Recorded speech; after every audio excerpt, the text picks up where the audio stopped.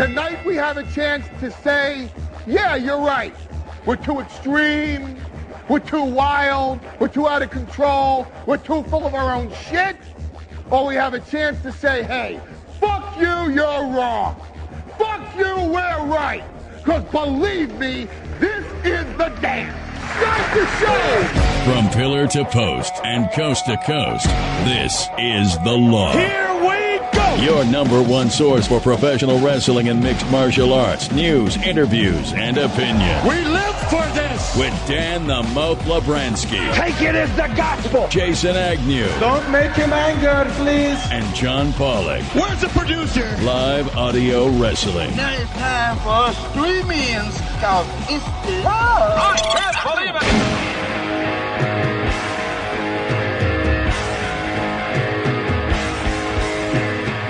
All right, brothers and sisters, cats and chicks, that's right, we got a new opening for the show, and that means 2010 is done, kaput, decimated, yesterday's news, finished. But it is not forgotten. In fact, this is the first of two spectacular shows dedicated to the year that was in both pro wrestling and mixed martial arts, and we want to hear from you. Hello, everyone, and welcome to The Law, live audio wrestling, broadcasting across the world on the Score, Sirius 98. I'm Dan Lovranski, along with Jason Agnew and John Pollock, and we are here for the next 2 hours talking pro wrestling and mixed martial arts. And tonight, the cream of the crop, the pick of the heap, the top of the mountain, the pinnacle, Mr. Agnew. You got it, Mouth. We've made our list. We've checked them twice, and tonight we're letting everybody know who had the skills to entice. It's our list of the best of 2010 in the world of pro wrestling and mixed martial arts. Best wrestler, match, pay-per-view, comeback, gimmick, promotion. We've got it all right here tonight. Plus, all our regular features, Dave Meltzer and the Wrestling Observer Extra, Tenaba Trivia for your chance to win a trio of prizes tonight, an autographed copy of Brian Stan's book, Heart for the Fight, WWE DVD, we're going to throw one of those in, plus the UFC Heavyweights DVD, courtesy of our good friends at Anchor Bay Entertainment. And yes, your calls, emails, Facebook postings, and folks, let's keep it positive tonight. That's right. Yeah. We'll get to the worst stuff in a couple of weeks, but tonight, it's the good stuff. All right, you can give us a shout. It's 1-888-9-HARDCORE. That's 1-888-942-7326. You can drop us an email. It's law@liveaudiowrestling.com. And as Jay mentioned, you can always post on the Facebook page. All right, man, I can't wait to hear what you have got to say about 2010. So we're going to get this baby underway with all the news of the week right here on The Law, Live Audio Wrestling on the Score, Sirius 98. This is the professional wrestling and mixed martial arts news of the week. Whoa, that's got some real echo and presence there, Mr. Some balls. Mr. Real presence, Mr. Agnew. Swapped out the voice. All right. The Charlotte Observer reported this past week that TNA World Champion Jeff Hardy will be pleading guilty to drug possession charges when he returns to court in January in Moore County, North Carolina. Authorities arrested Hardy over a year ago, was September 11th, 2009, for large possessions of Vicodin, Soma, anabolic steroids, powder cocaine, and drug paraphernalia. He has appeared in court numerous times over the past year, with a continuance granted each time. Hardy is scheduled to work in Japan for the January 4th New Japan Pro Wrestling Tokyo Dome show, and then flies back for the Genesis pay-per-view on January the 9th, although Hardy himself is not currently scheduled to work on that show. And we'll talk, obviously, with Dave Meltzer more about this situation later in the show. John Cena injured his knee during a house show match with Wade Barrett on Tuesday night in Wilkes-Barre, Pennsylvania. The two had to go right to the finish, with Cena submitting Barrett. After the match, Cena grabbed the mic and stated he might be out of action for some time. Now, when diagnosed by a doctor, it turned out to be a deep bruise and not as severe as originally thought, which would have been chaos for the creative team, with everything being built around John Cena right now as the top guy going into WrestleMania. Spike TV has canceled TNA Reaction, with the final episode airing last Tuesday with the best of 2010 theme. It was just in black. That's it. Yeah, it's just black and TNA.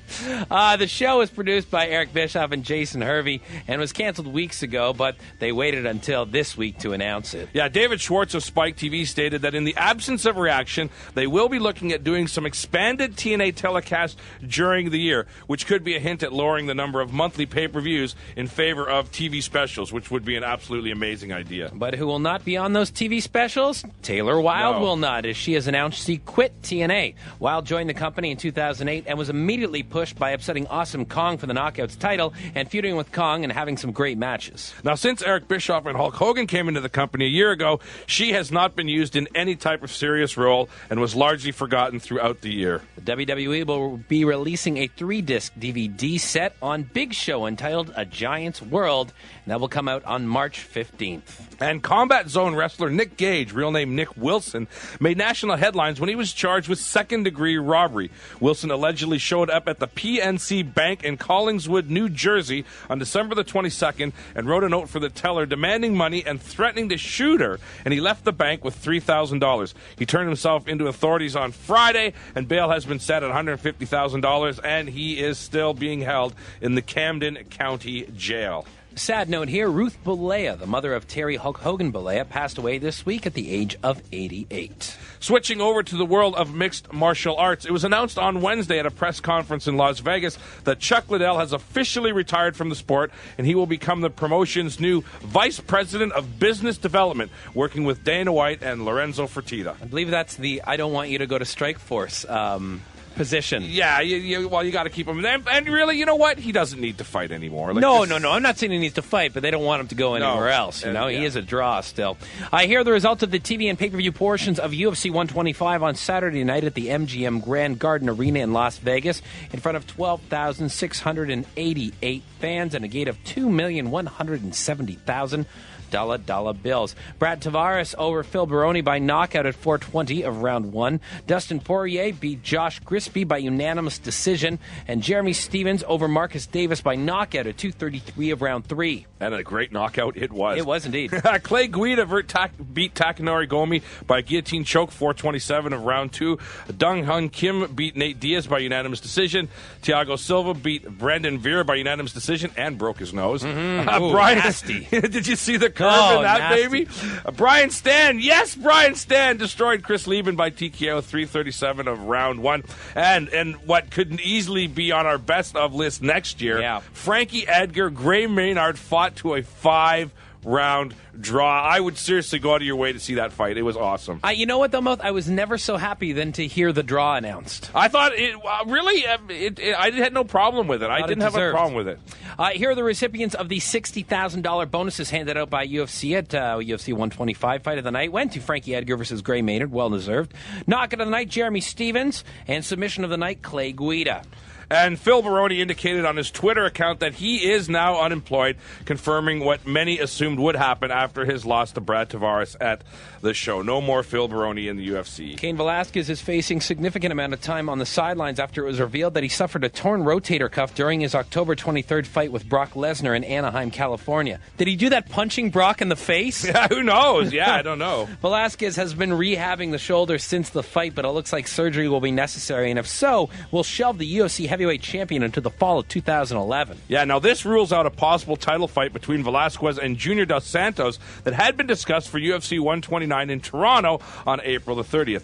Ed Soares, the manager for Dos Santos, has already stated publicly that he would like to take a fight in the interim rather than wait for Velasquez to return. Over the weekend, it was also confirmed by the UFC that Georges St. Pierre will defend the welterweight title against Jake Shields at UFC 129 at the Rogers Centre in Toronto, Ontario. MMAfighting.com also reports that Randy Couture has verbally agreed to fight Lyoto Machida on that show in Toronto, but that fight is not official as of yet. And they showed Hardy on the pre-show when he pulled up in that Corvette or whatever yellow car it was. I popped. I haven't popped like that since Jericho showed up on Raw. Right. Like, it was that type of surprise. And the fact that there are two companies going back and forth, they're watching each other's shows backstage, the excitement that I felt watching it with getting together with a bunch of my buddies and watching two TVs and PVRing and just having a drinking beer, having pizza. Yeah. I have not been that excited to watch wrestling, and I don't know how long, because I just enjoyed watching wrestling. Instead of doing it for like a job, a radio show, I watched it because I was a fan on Monday, and that was just amazing to feel again.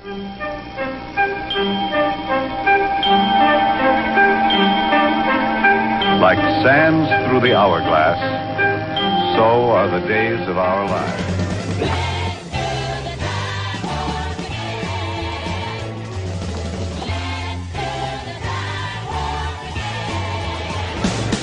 All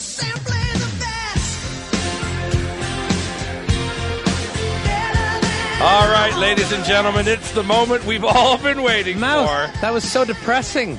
What do you John, mean? you put that together. I was so excited last year at this time. You were. That was 1 year ago, everybody. And I hate to say I told you. You did tell me so. Did I not say that was going to quickly die? You told me so, but I was like a kid in a candy store. I remember that night. Yes. Two televisions we were all at my house. We were all at Jay's house. We had the food. Man. We had the TVs.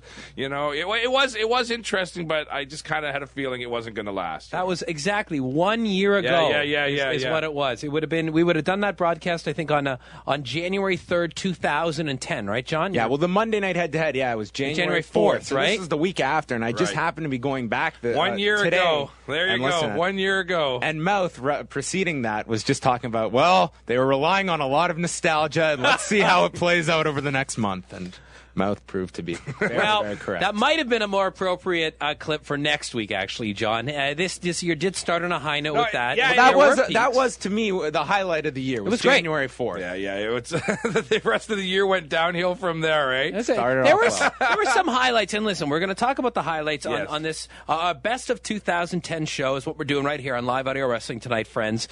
So what I've got in front of me, John was good enough to forward over all of last year's picks that we had as well. So I'd be able to run through those quickly and then do up this year's picks. So we're going to start things off. We got about 45 minutes here. We're not breaking up the bottom of the hour, fans. We got lots of time here, so everybody's going to get a chance to call in and have your say. We're going to have lots of fun tonight. But first, we get to roar, and we're going to start off with the best wrestler. Last year was a clean sweep for all of us with Chris Jericho. So, Dan Lovranski, what are you saying this year? All right. Well, I think, the Vince has kind of gone back to an 80s style. It's more a lot about character. I don't think it's going to be as important in the ring anymore.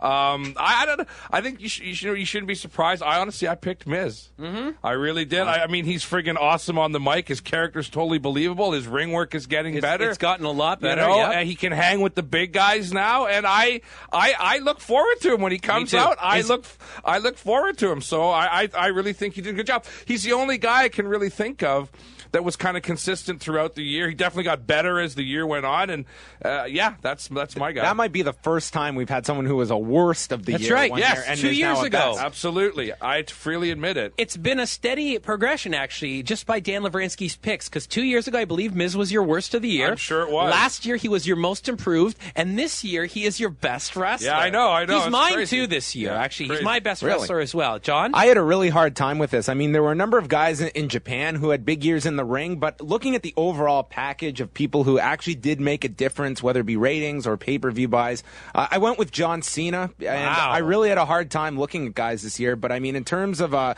someone who everything was built around this year in the WWE, he was that guy. And clearly based on the angle where he did the fake retirement, the WWE has zero confidence in putting together a TV show without him.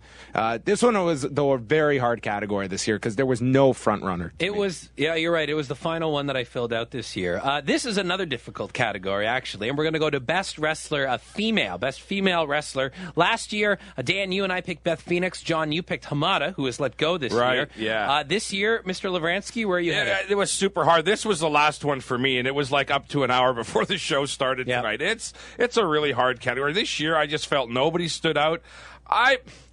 I don't know. I picked Natalia just by default almost in pedigree. I mean, really, I could not think of one person in any of the major promotions that I really thought deserved it. I didn't think of one. I actually thought of two. But where did you go, John? This was the last category I picked, and I only chose in the last couple of days. Very difficult. No one in WWE or TNA really stood out for me, so I went in the alternate direction. I picked Sarah Del Rey from Ring of Honor. I really like her gimmick with where she's paired with the Kings of Wrestling, and she's presents a very different style from the typical women in WWE and TNA. Guys, I picked Laycool. Yeah, I look forward to them. Yeah. They consider themselves one. Yeah. They held the co-championship. They are entertaining. They're very entertaining. They are entertaining. Really, no one's doing any great ring work. Although, Tara and Mickey. That's the part that takes them out of the equation for me, because Michelle sucks. She sucks in the ring. She's terrible. I'd actually argue she's better than Layla, but we've had that discussion before. There were a couple good matches with Tara and Mickey in TNA. They had that great cage match, but I just think on week-to-week basis, versus LayCool's I performance-wise, would agree. I'm entertained. Entertainment-wise, for sure, I would agree. Next up, a category that might be gone next year, looking at the way things are going. Best Tag Team. It just seems like there's no emphasis on this either. Last year, Mouth, you and I chose Jericho and Big Show, Jeri-Show. John, you chose Beer Money. Mouth, where are you headed to this year? It's a tie for me this year, actually, guys, between the Motor City Machine Guns and Beer Money. Motor City. Sorry, Motor City Machine Guns and Beer Money. Beer Money can use as a heel line. I mean, I love their feud with each other. They had excellent matches.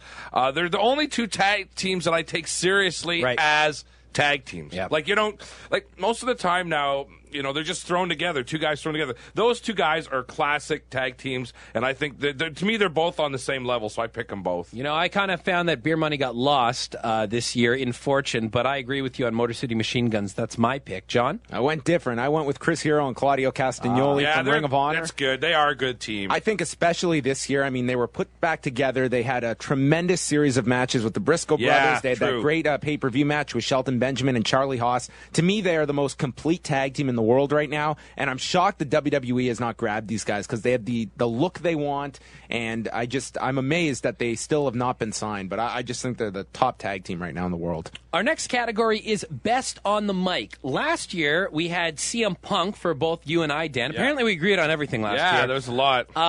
And John, though, you went to Frank Mir due to some of his great promo work that he was doing in the UFC Countdown specials. This year, I really get the feeling that we're going to have a clean sweep. I went with The Miz. So did I. I did not really. actually. Wow. Much like last year, I went with Chael Sonnen. Oh yeah, he did do a great job. The biggest heel this year. When that fight was first announced with Anderson Silva, I mean, that was a fight that had very little interest, and he did such a great job talking up that fight that it did over 700,000 buys and made himself such a huge draw. He is referenced in my best of list, just not quite there. Next category is Best Announcer. Last year, Dan, you chose Frank Mir. I chose Joe Rogan. John, you chose Mauro Ranallo. This year, Mouth, where are you headed? I went where John went last year. I went with Mauro because, again, with an honorable mention to CM Punk for his little stint that he did do on commentary. But, again, Mauro, like, just in terms of, like, in wrestling now, especially in the majors, the commentating situation sucks. Terrible. And the Ring of Honor is okay, but it's not great. And Mauro is just like, he gets better every year. He does so much research. He brings that intensity to it that you got to have in a good announcer. He always sneaks in a wrestling reference for us guys. Like, I don't know, man. I still think Mauro is so heads above everybody else. I went with Mauro. It's really unfortunate that Strikeforce uses Gus Johnson sometimes. I know. It takes away from their broadcast. If Mauro was calling that Fedor fight when Fedor lost, it would have been so much better of a call. It would have been crazy, yeah. John? I actually went with Joe Rogan this year. I just feel with the volume of shows the UFC does, I think Joe Rogan is such a huge asset to have. He's somebody that I think even a new viewer can really appreciate. He does put a lot of emphasis on the jiu-jitsu and ground game that annoys some people, but I think he's very educational and someone that it always makes for a very entertaining broadcast. Even last night when we were watching, he was great last night. He's just joking about the knee to the downed opponent when Diaz hit Kim. He's like, well, that's such a dumbass rule anyway after all this analysis. You know, I completely agree with you, and I went with Joe Rogan as well. I think this is probably the fourth year that I've picked Joe Rogan in this category. He's doing a great job. He's great. I think he's very entertaining. He's knowledgeable and entertaining, and I love the fact he never lets Mike Goldberg get away with anything. No, that's true. That's true. Although it was Goldberg that had the wrestling reference last night. What? Oh, I missed it. To the Ultimate Warrior. We were at a party. We didn't. Oh yeah. Was it for Guida's entrance? It was somebody coming in. Someone ran in. Yeah, I think it was Guida. I think he called him the Ultimate Warrior. Called somebody the Ultimate Warrior. Yeah. That's very funny. Okay, next up we have Best Non-Wrestling Performer. Last year, Mouth, you picked Jim Cornette, and both John and I picked Don West. This year, Mouth, where are we here? Best non-wrestling performer. For some reason, I have that at the end of my list here, but no problem. I picked. Excuse me. Yeah. I picked Vicky Guerrero. I mean, she still gets wicked heat every time she goes out there. You see "excuse me" signs like 90 in the crowd. I mean, it was a toss-up between her and Jim Cornette and Eric Bischoff for me. Right. So, but I think she still shines out. I also went with Vicky Guerrero. Just phenomenal heat. She clearly got the heat gene, which I believe skips a generation because Chavo missed it. Yeah, he did. I did choose. I had a tie here. I chose Eric Bischoff because despite how bad TNA is, he's great television. He's a great agree. asshole. Wow. I agree. He's just such a good character, and it's probably just an extension of himself. No, that's the best ones are. And He's I think excellent. he really ramps it up on Twitter and on websites where he's still playing this character online and people just attach it with him. And I think to a degree, yes, he is a bit of a prick, but I think it's just come so easy for him to play that. Mine is a tie, though. And you might disagree with me, but I'm putting Michael Cole in here because everyone loves to hate this guy. Mm-hmm. And this year is the first year he's really broke out and taken advantage of the fact that people don't like him. He has. I mean, I did not put him. You know, I didn't put him in any kind of announcer category this year. I kind of like the way, like, especially I thought this week on SmackDown in particular, he did a really good job with the stuff with Miz and that. So I'm hoping that they're going to let him develop a bit more. Most improved is our next category. Last year, Mouth, this is where you picked Miz. I took Eric Young.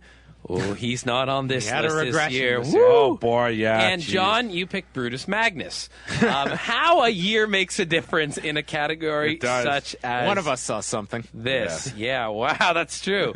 Both of your picks, you guys didn't Magnus and Eric Young. Didn't really pan out, did they? Didn't work out. Most improved, Dan. I picked him again. I picked Miz again just because he just continued to get even. Like, seriously, man, he just continued to get better and better. And I didn't see anyone else that improved on a scale that he did. Huh. That is a good point. You know, I never thought of it because he's my wrestler of the year. I know. I thought it was weird when I wrote it down at first, too, but I couldn't think of anyone else, really, Jay, that I thought improved on the level that he did. Interesting. John? I also went with The Miz. Really? Because he made big strides in 2009, Absolutely. But at that point, he was coming off that Cena feud where he was just buried. And a year ago, if you had told me The Miz would be not only a WWE champion, but a legit guy that they were going to be getting behind as a top-end guy, I wouldn't have believed you at all. I thought he did so much great stuff in terms of just developing his character. Yep. This is a guy who's on the road so many days a year doing all these media appearances. Yeah. He's doing like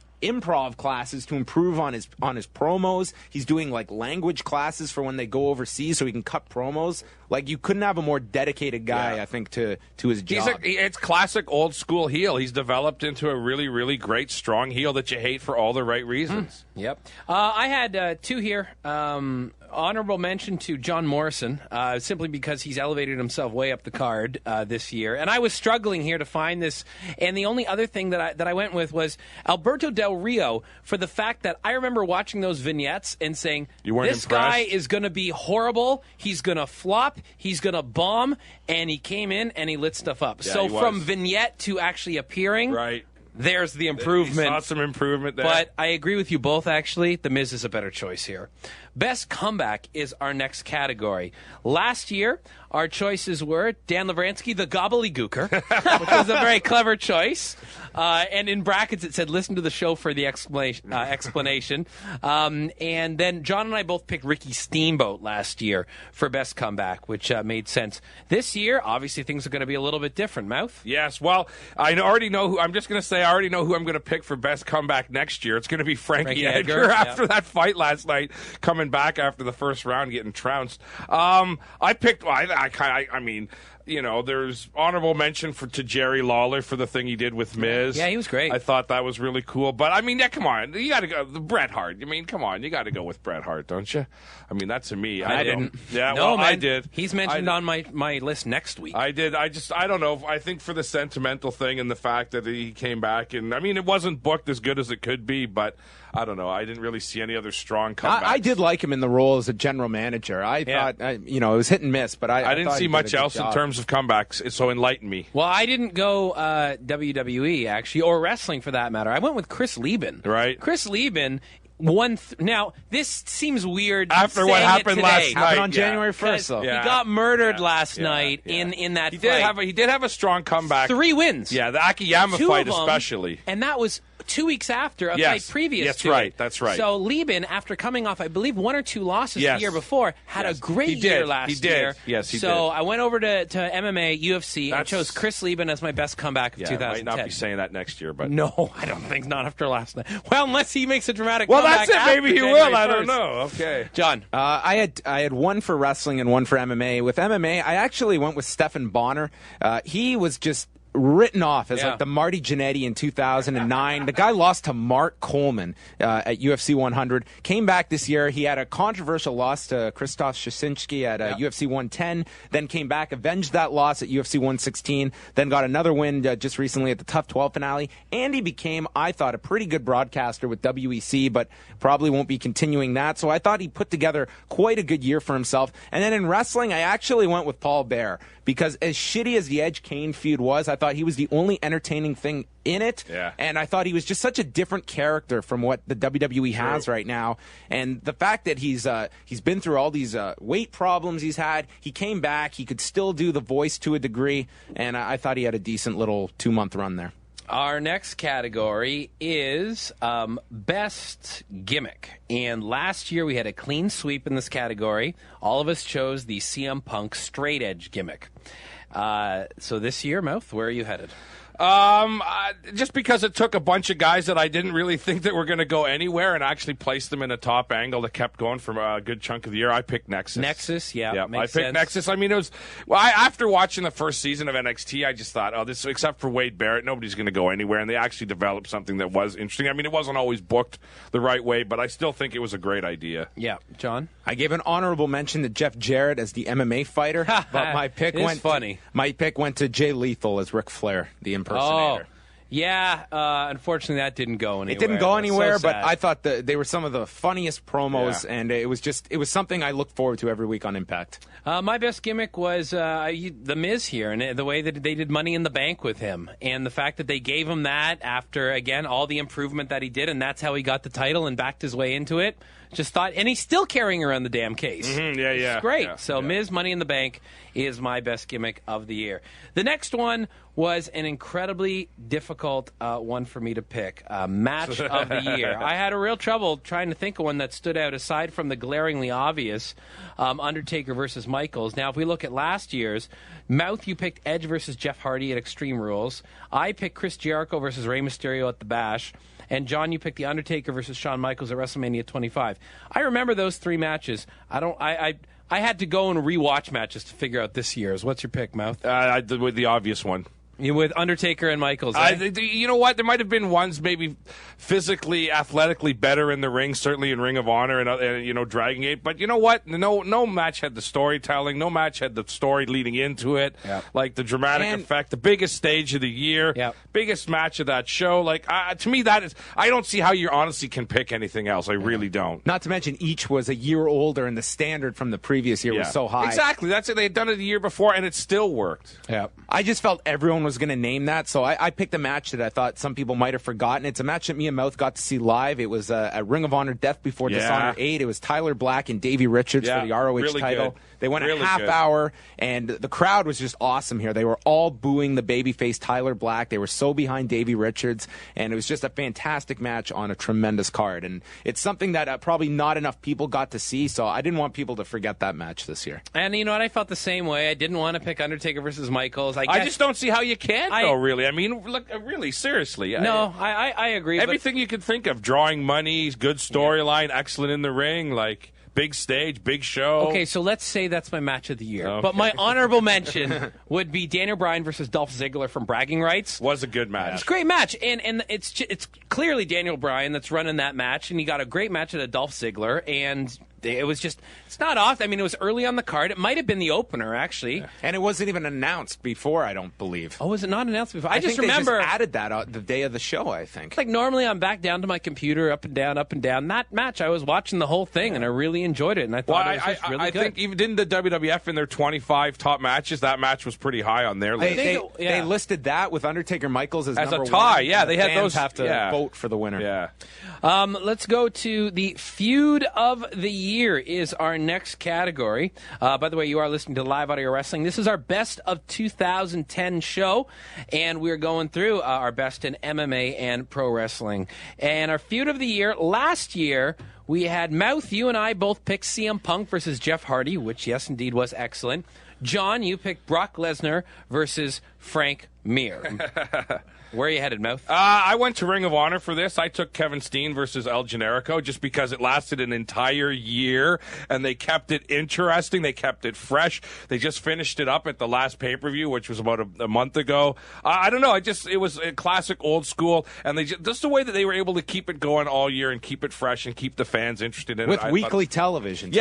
Yeah. I thought they did a great job. So Steen versus Generico was my feud of the year. John? I went, again, over to the UFC with George St. Pierre and Josh Koscheck. Oh. I thought Koscheck he completely understood his role. This fight was originally scheduled for Vegas, and then they moved it to Montreal. Yep. A lot of fighters would not have been cool with that, like Koscheck was. He saw his role here. He amped it up on The Ultimate Fighter, and it brought my interest back into Ultimate Fighter. I mean, it's kind of waned over the last couple of seasons. Yeah. But, season 12 was a great series, It was. and it built up to a great fight where people just wanted to see Koscheck get murdered.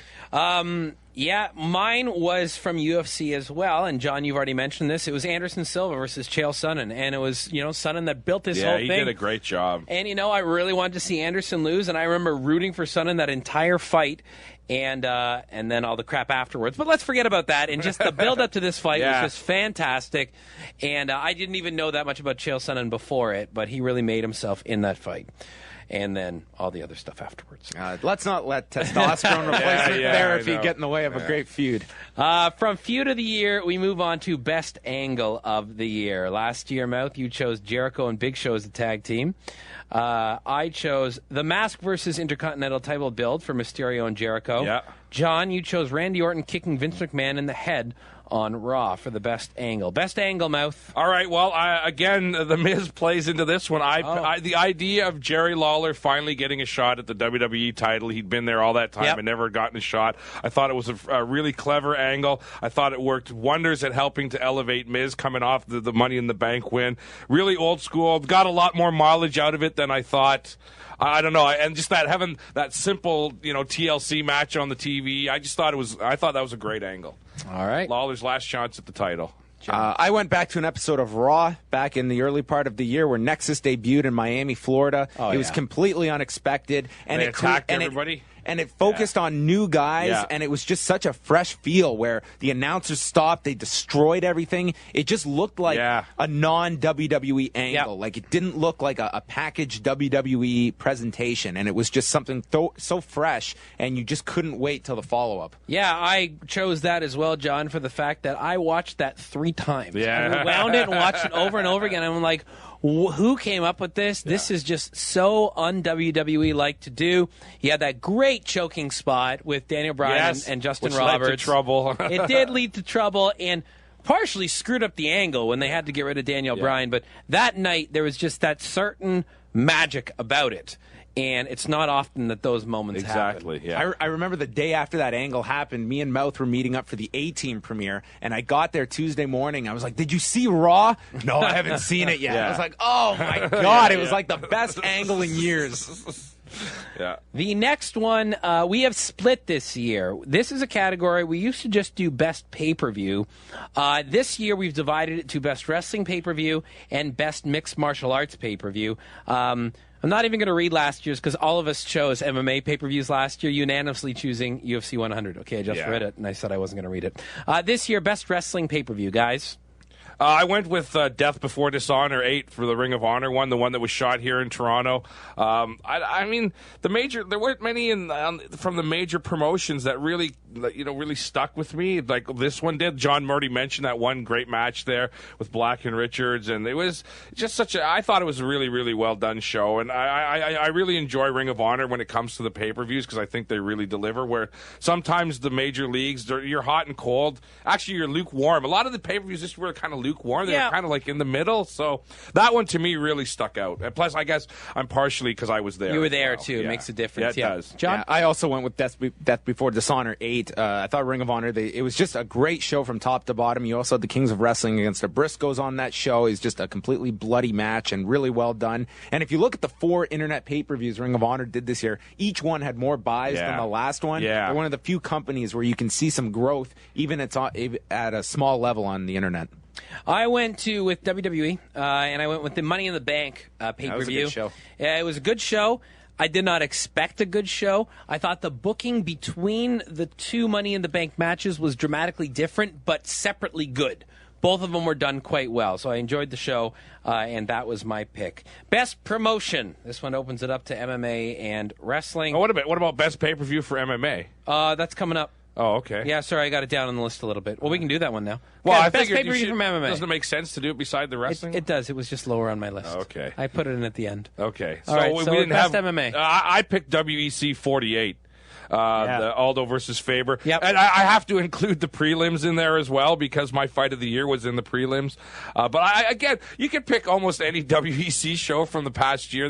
Their shows, whether pay-per-view or the ones on Versus, they were so consistently good, top to bottom, great fights, and that was my pick. John? I went with UFC 116. It was the main event had such a cool comeback story with Brock Lesnar returning and then almost getting stopped in the first round, coming back to submit Shane Carwin. Also on that card, you had Chris Lieben and Yoshihiro Akiyama, which was a Fight of the Year candidate. Stephan Bonner and Krzysztof Sashinsky, their rematch. As well, Gerald Harris knocked out Dave Branch with a wrestling slam that got on SportsCenter. It was just a phenomenal pay-per-view, and they did over 1 million buys for that show. I agree with you. I chose that as well. For all of those factors and my personal factor of I was stuck in Roswell, New Mexico, and watched this pay-per-view in a Legion Hall where beers were $2. That is pretty cool. It was in the middle of the desert. Yeah, that's pretty cool. I was in a cab and went 10 minutes outside a city of... It was just so weird. It was like I was Area 51. It was very bizarre. So it was a very cool environment and a great show. Just incredible. So from there, let me rewind on my list now. And best promotion is our next category, guys. Last year, we all unanimously picked UFC. Are we getting a unanimous decision again? Well, not for me. No? Really? I went with WEC. Oh, okay. Just because, for the same things I said about the best pay-per-view, they were consistently good shows from top to bottom. Always exciting. I always look forward to them.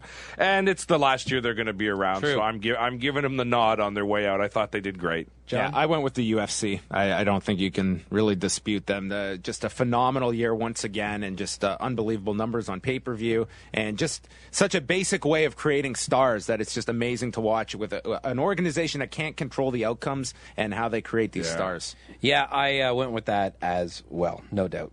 Best TV show is our next category. Last year, Mouth, you picked The Ultimate Fighter 10. I picked WWE Vintage Collection. John, that's really saying something. Yeah, John, you picked Ultimate Fighter 10 as well. This year, what are our picks, guys? I would have to give honorable mention to this year's Ultimate Fighter as well, number 12, because it was really good. But I went with the Ring of Honor on HDNet just because it's concise, it's to the point, it's only an hour long. They keep the major angles going. They don't overbook things, so you forget stuff. And again, I'm biased. I'm old. It's old school in its approach. Right. I think it's a great show. And now that I have access to it every week, I really look forward to watching it every week. John? I went with Ultimate Fighter Season 12, again, with George St. Pierre and Josh Koscheck. Yeah, you had the polar opposites with a babyface and a heel. You got some really good fights on the show, and I thought it built up so well for that UFC 124 card in Montreal. And for lack of anything better, I picked Raw. Next category is Best Book. Best Book last year, of course, I don't play in this category because I don't read any of the books. Mouth, though, you picked Drawing Heat the Hard Way by Larry Matysik. John, you picked The Midnight Express and Jim Cornette 25th Anniversary Scrapbook by Jim Cornette. What are your picks this year, guys? I have two. Actually, I have one for both wrestling and MMA. This one book got slagged by a few people because it was just a straight retelling of big angles, and it didn't really have any inside dirt or backstage stuff, but I found it fascinating to read, and that's Minnesota's Golden Age of Wrestling by George Shire. If you're a booker, I totally think you should read this book to show you how they used to lay out angles in the old days, and they actually could get programs to last for several years at a time and make them successful. My MMA pick was the MMA MMA Encyclopedia by Jonathan Snowden and Kendall Shields.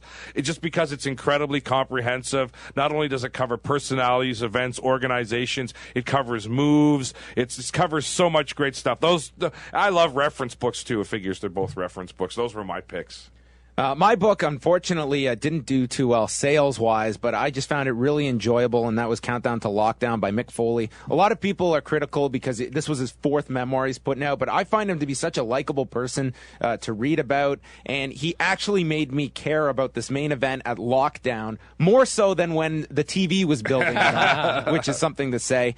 So I really enjoyed that, and he tackled a lot of big issues such as concussions, the Chris Benoit situation, and he didn't steer away from any dark subjects that wrestlers are quote unquote not supposed to talk about. He was very open, and he's incredibly honest about his own position in the industry, where TNA is, and I just found it refreshing when you get so much bullshit from certain books, and this guy is just he's an open book.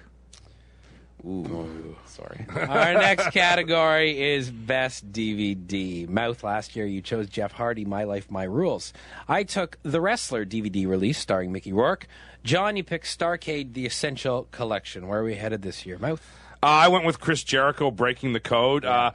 Most of the WWE DVDs, I got to say something too. It's not enough anymore for me to just have a good show on a DVD, like a Ring of Honor one where it's just a show.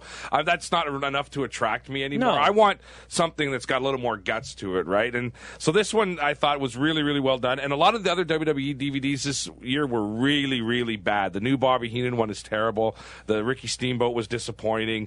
But this one, the Jericho one, because once again, Jericho was allowed to put his hands into it. Yeah. The fact that the whole documentary is almost all told by Jericho. Like, how often, the Macho Man one, the Macho Man's not even in it, right? No. This one was almost all Jericho. You can tell he obviously had a say in it, what was talked about, what was picked.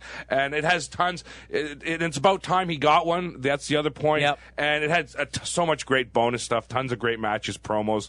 It's worth it alone for the 2 Thrill Seekers vignettes. Yeah. You guys watch those There's vignettes. that, and there's the conspiracy theory stuff is on there from WCW. There. But that one vignette with him and Lance playing around and shooting baskets and throwing snowballs was just, I was just dying. So I went with the Jericho. That was my choice as well for all of those reasons. John? Yeah, I went with Breaking the Code as well. It really comes across, like when you interviewed him, Dan, he seemed so excited talking about this DVD that he's been very much involved with. I know for a fact that he got Lance Storm to send a VHS of their very first match together that got on there. Like, this was someone that really cared about the product that he put out, and that comes across so much. And you don't get too many DVDs right now that have the kind of depth that someone like Chris Jericho does, where you see his matches from ECW, from New Japan, with War. And that, to me, was by far the best DVD of the year. Not only that, but consider the fact that we've been wanting a Jericho DVD for a long time, and this lived up to the hype. Oh, yeah. Thankfully, he was allowed to have his input into it, right? And that's totally what made it. Best Mixed Martial Arts Performer, or Best Mixed Martial Artist, is our next category. Mouth, last year you chose Anderson Silva. I chose Gegard Mousasi. And John, you took GSP. Mouth, where are you headed? I don't know, man. How can I pick anyone but the guy that beat BJ Penn twice in a row this year? Frankie Edgar. Yeah, man. I went with Frankie Edgar. I think just the fact that he was able to take out the guy that most people consider to be the best lightweight of all time, beat him. The first time it was a little bit suspect. Second time, totally convincingly. Right. And it looks like, again, from what we saw last night with Gray Maynard, he's going to be a wicked fighter. He's going to continue on. I don't know. That was my pick, Frankie Edgar. Okay, John. I chose George St. Pierre. He fought Dan Hardy and Josh Koscheck this year. He has not lost a round since August of 2007. Wow. I think he's just the most dominant welterweight in the world. I don't see anybody in that weight class that is going to give him any kind of a struggle, including Jake Shields coming up in April. And he's a guy that is continually just trains for other guys' strengths. We saw him out-wrestle Koscheck in the first fight. Then he outstruck him when people had, questioning his stand-up ability. I mean, anything that people criticize this guy with, goes he after, goes out yeah, there and not only proves you wrong, but makes you look completely foolish. So I went with George St. Pierre, and he's probably going to have to move up to 185, and I actually think that's a shame because I don't think a guy should have to go up and wait to prove how good they are when the division just simply is not at his level. Yeah. I took Cain Velasquez. Obviously, he defeated Brock Lesnar this year. Along with that, he took out Nogueira, so he was my choice. The next category is Best MMA Match of the Year. Last year, our choices were Best MMA Fight. Mouth, you took Donald Cerrone versus Ben Henderson, at the WEC 43. I took Scott Smith versus Kung Lee at Strikeforce Evolution. And John, you took Diego Sanchez versus Clay Guida at Ultimate Fighter 9 finale. Mouth. Well, I got honorable mention for the fight we just saw at the last WEC show between Ben Henderson and Anthony Pettis. I thought that match was wicked, and so I don't know if we're going to start to see some innovations now with guys jumping off the cage. I just have this feeling that in the next year or so we're going to see some really neat innovations in terms. You're already hearing stories. Guys are training in the gym now of using the cage. I think the cage is really going to come into play over the next year. So that's my honorable mention. But I mean, it's always the intensity. It's the barn burners, the Pier Sixers, and man, Leonard Garcia against Chan Sung Young there. I don't from the prelims of all things on WEC 48. Just like I watched it again today, just totally intense, out of control. It's just a mad, crazy fight. I loved it. I loved it. John, I did go with Anthony Pettis and Benson Henderson, taking out the kick, which was probably the greatest move in MMA history. To the fact he actually landed it was incredible. But this fight was almost even going into the 5th round, and it came down to that kick for some people of how close this fight was. I mean, you take out that kick, I still have it as my fight of the year. I was just at the edge of my seat for 5 rounds watching this, and it was just such a great way for this amazing promotion to go out with this fight. It just summed up the entire promotion. I watched it again. I watched that fight again today as well, and both of those two fights that we just mentioned, they're so good. Like the other one, the Garcia Young one, was intense, but the other one that you just mentioned, it was like they played off each other much better. It was more like a chess game, but they both were really, really great matches. I went with emotional involvement on this one, and the one fight that I was really behind and rooting for, and that was Anderson Silva versus Chael Sonnen. And it was just and you loved it right until the end. Right until the end, I was just astounded, and just right until the end, and boom, he put him in the I think the triangle choke that he finished it with, and it was just so that was my fight of the year. Our final category is our self-absorbed category. Yes. And that is the best law interview from the year. We didn't do this one last year, so what are our picks for this year's best law interview, Dan? I picked Marty Jannetty just because I thought it was incredibly candid. I mean, we basically got him to admit he was a fuck-up. I mean, how often you don't really get that out of... I was just incredibly blown away at how honest he was and how much he kind of really realized that he had fucked up what could have been a really great career. And, man, that just does not happen. I gave honorable mentions to Lex Luger and Paul Bear. I thought both were, especially Luger, who he was just fucking horrible a few years ago. And it's great this time coming back, very humble. But I did go with Marty Jannetty. Just stuff I had never heard from him. He does very few interviews and was incredibly candid, and even saying so much that he goes to sleep every night thinking about all the chances he's blowing and wakes up thinking about it. I mean, it was like hearing, Mickey Rourke's character come to life here. I went with, John, with your interview with Jim Mitchell. He was just always a character I really enjoyed, and I just thought the interview was good. It was a 2-parter for us here, and just really enjoyed it. And it's sad that, you listen to a guy like that, there's no reason for him to not be in the industry right now. And he's just such a talented manager, great on the mic. And it was just good to hear, and he doesn't do many interviews either, so it was cool to hear a little bit more about him. Well, that's because most shows aren't on at 3 a.m. Yes, which is when he's done his... he likes to stay up late. That he does, and John now takes his phone calls. That is our best of 2010, folks. We ran it down for you. We got a few minutes left here in this hour. Of course, coming up next hour, we're doing Tight About Trivia. We're going to have Dave Meltzer on the program as well, and lots of your phone calls and feedback. Our lines are jammed right now. We might as well get to our first caller. Yeah, let's get to some calls. John runs into the other room. So, John, who gets the honor of going first here? Well, we're going to start off big with Karsten in Toronto on line 11. All right. Line 11. Karsten. Hello, Karsten. Hey, guys. Long time no speak. Yes, indeed. Honored to be the first caller of the decade here. Oh, welcome back. So I doubled up with you guys for a couple, so I'll just blaze through quickly. Sure. But for me, best wrestler and best on the mic has to be The Miz. Okay. To me, he's fantastic all year. Since Money in the Bank, he's the most valuable guy in that company. Yep. I'm adding a category, best new wrestler in the company, and that's Alberto Del Rio, because everything Miz has been to Raw, he's been to SmackDown. Yeah, I know. I agree with you. Yeah, he's had a great year. Most improved, I'm actually going to give to Sheamus. This time last year, I put him up there with Kozlov, but he's slowly winning me over, and I really think King of the Ring has really strengthened his character. I kind of found that he's gotten lost this year, actually. I don't know. Like, to me, he's one of those guys on the back burner who they've cemented him as being a perennial top contender. Right. Best gimmick I'm giving to Jeff Jarrett, MMA fighter, because as bad as TNA is, seeing him make children tap out is the highlight of my year. That was pretty funny. Yeah. Match of the year, obvious, Undertaker-Michaels, speaks for itself. Feud of the year, Beer Money versus the Machine Guns. 5 fantastic matches in 5 weeks, and to me, their best 2 out of 3 Falls matches, easy match of the year contender any other year. On that note, I'm giving best TV show to TNA Impact, specifically 1 week, the whole effing show, because nothing else is compared to that. That was the one that got bumped. Including the rest of Impact all year. Well, to me, that one show was better than anything I've seen on free TV anywhere else. Right. So to me, that was phenomenal. Best angle I'm giving to the NXT debut. True story, they debuted on my 25th birthday, and the thing I'm going to remember most about that day is going to be NXT obliterating John Cena and everyone else there. Best pay-per-view, I went for Death Before Dishonor 8 as well. I almost overlooked it, but you know what? Frankly, it's the best live show I've ever been to. And then best law interview I'm going to give to you guys having Trish Stratus and Amy Dumas on the show, because frankly that was one of the best the law's ever done. So kudos to you guys, and I hope you do another show like that, having people sit in with you for the whole 2 hours sometime. Yeah, if we could, absolutely. We totally would do it more often. So Happy New Year, guys, and I'm going to look forward to the rest of the show. Thanks very much, Karsten. Let's keep it going here, John. We got a few more minutes on our best of show. Let's go to Alan in Mississauga. He's on line 5. Line 5. Hello, Alan.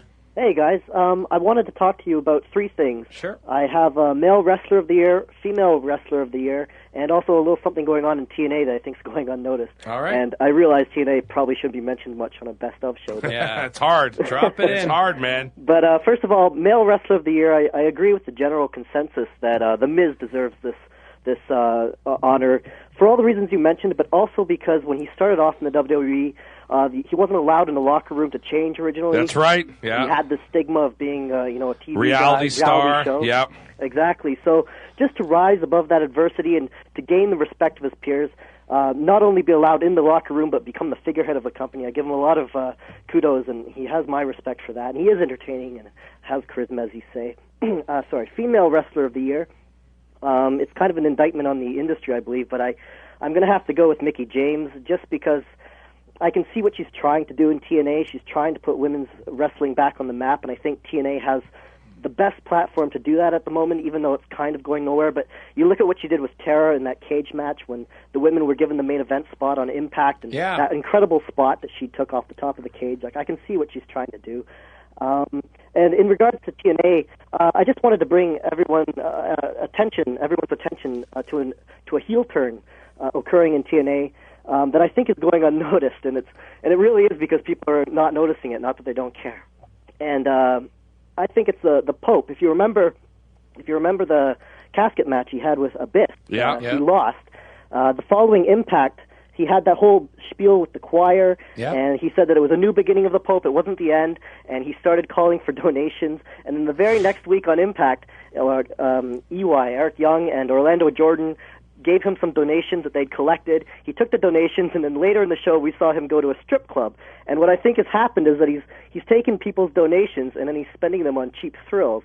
And then the coup de grace was this week, where he was buying animals for children, and he was buying pet dogs, and instead of buying these children a nice dog, he bought them some, I forget the breed, but Pit bulls. Yeah, pit bulls. So it's going to do a Michael Vick gimmick. That, these children are going to get hurt or something. Right. So I think there's this heel turn in our midst that no one's aware of. So just want the listeners and everyone at home to pay attention to that, just to help TNA a little bit. But we'll talk about them more next week on the show. Okay. All right. We will indeed. We'll Thanks, see. Al. Yeah, we'll see where they go with that one.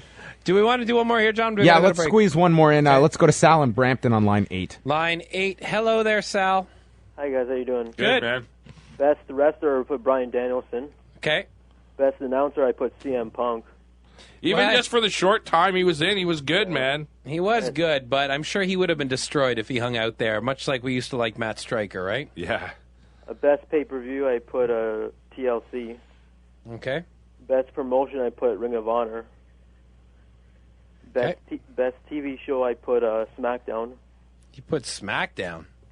Which has been kind of weak lately. I think it's been really weak well, ever lately. since the Kane-Edge feud took over, that SmackDown has not been good. Plus, it's like Kofi versus Dolph versus Jack every friggin' week. Yeah. Which, again, we saw this week again, We you saw know. bad vignettes this week, too. Can't agree with you Oh, on yeah, that one. this week, the New Year's, the typical Christmas food fight party bullshit. Yeah, of course. Chavo drunk on non-alcoholic champagne. Yeah, that was really lame. Let's take a break. All right, we're going to do that. Let's take a break. Oh. Good, so All let's right, go we're back gonna to keep the... going.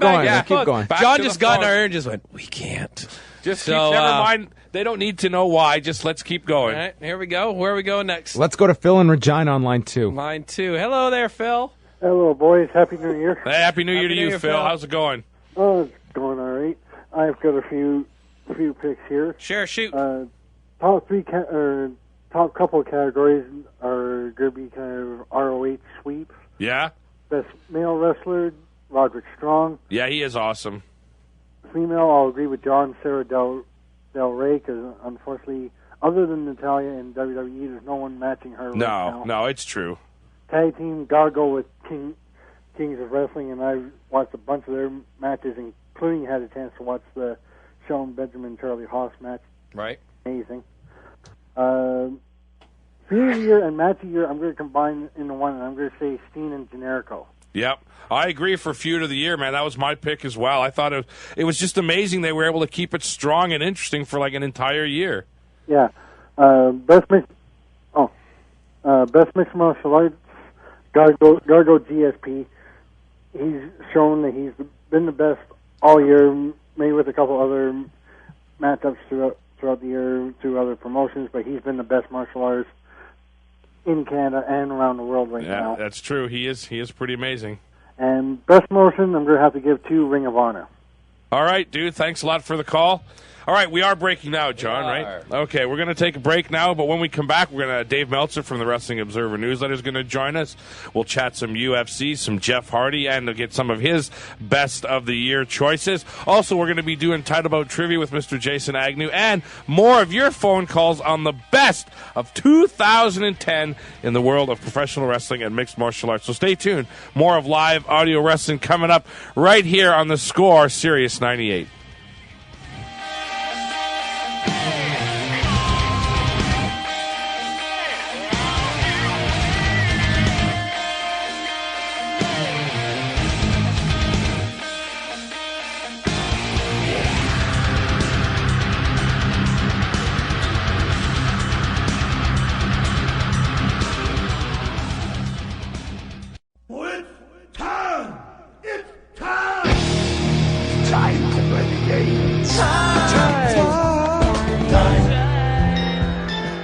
It's time for the Wrestling Observer Extra. Wrestling Observer Extra. With Dave Meltzer. By popular demand. Right here on the law. Live audio wrestling. I got to figure out my new cue spot when to come in now. Another new intro there, courtesy of Mr. Jason Agnew. Very nice. I like he had the Motorhead in there. Yeah, popped the Motorhead in. Kept with the Eminem feel. Yeah, I very think nice. Dave Meltzer and Eminem really do go hand in hand. All right, yeah. if you say so, I'll take He's your word our for it. version of Eminem. He raps about the wrestling each week.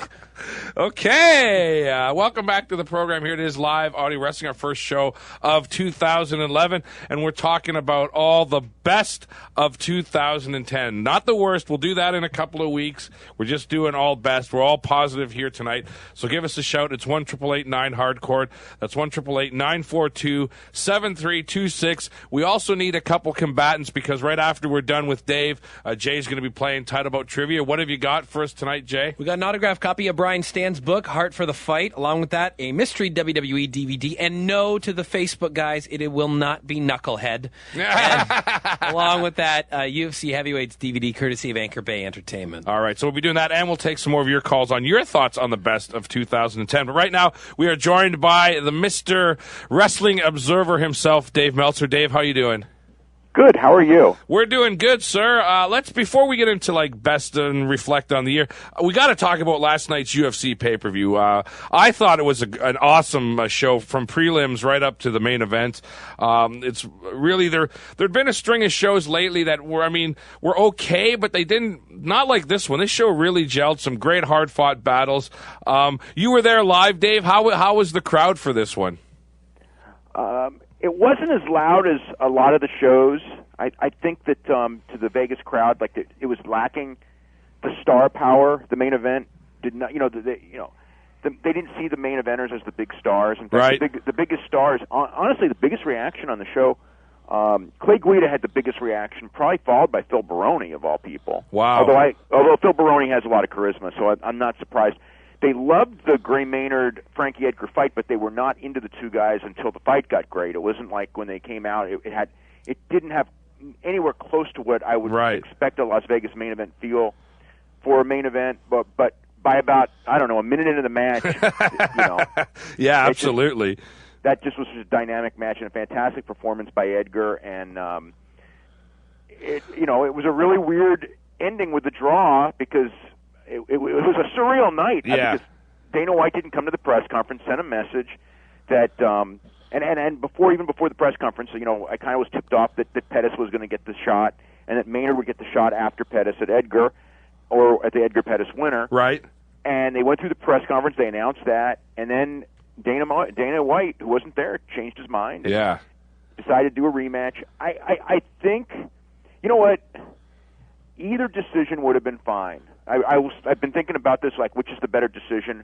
When they did the draw, my gut was, okay, you have to do a rematch, and then Pettis is going to have to wait. That was my thought. And then when they said something different, my thought was I kind of disagree, but I don't violently disagree. And then when they went back, a lot of people are really mad. It would have been either way, but to me, it's not worth fighting for because they're both going to get the shot anyway. Yeah, and in the end, it was a spectacular fight, and that was a really tough fight to call.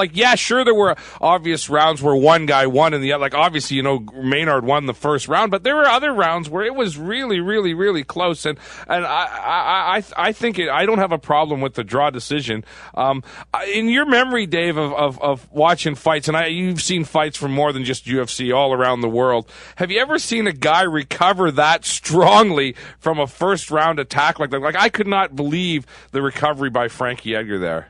I mean, it's happened. It's not unprecedented, but it's very rare. I mean, the thing that I was, in my mind, as Gray was just pounding him in the first round, was a duplicate of the St. Pierre Matt Serra fight. Right. The first one that Serra won. Right.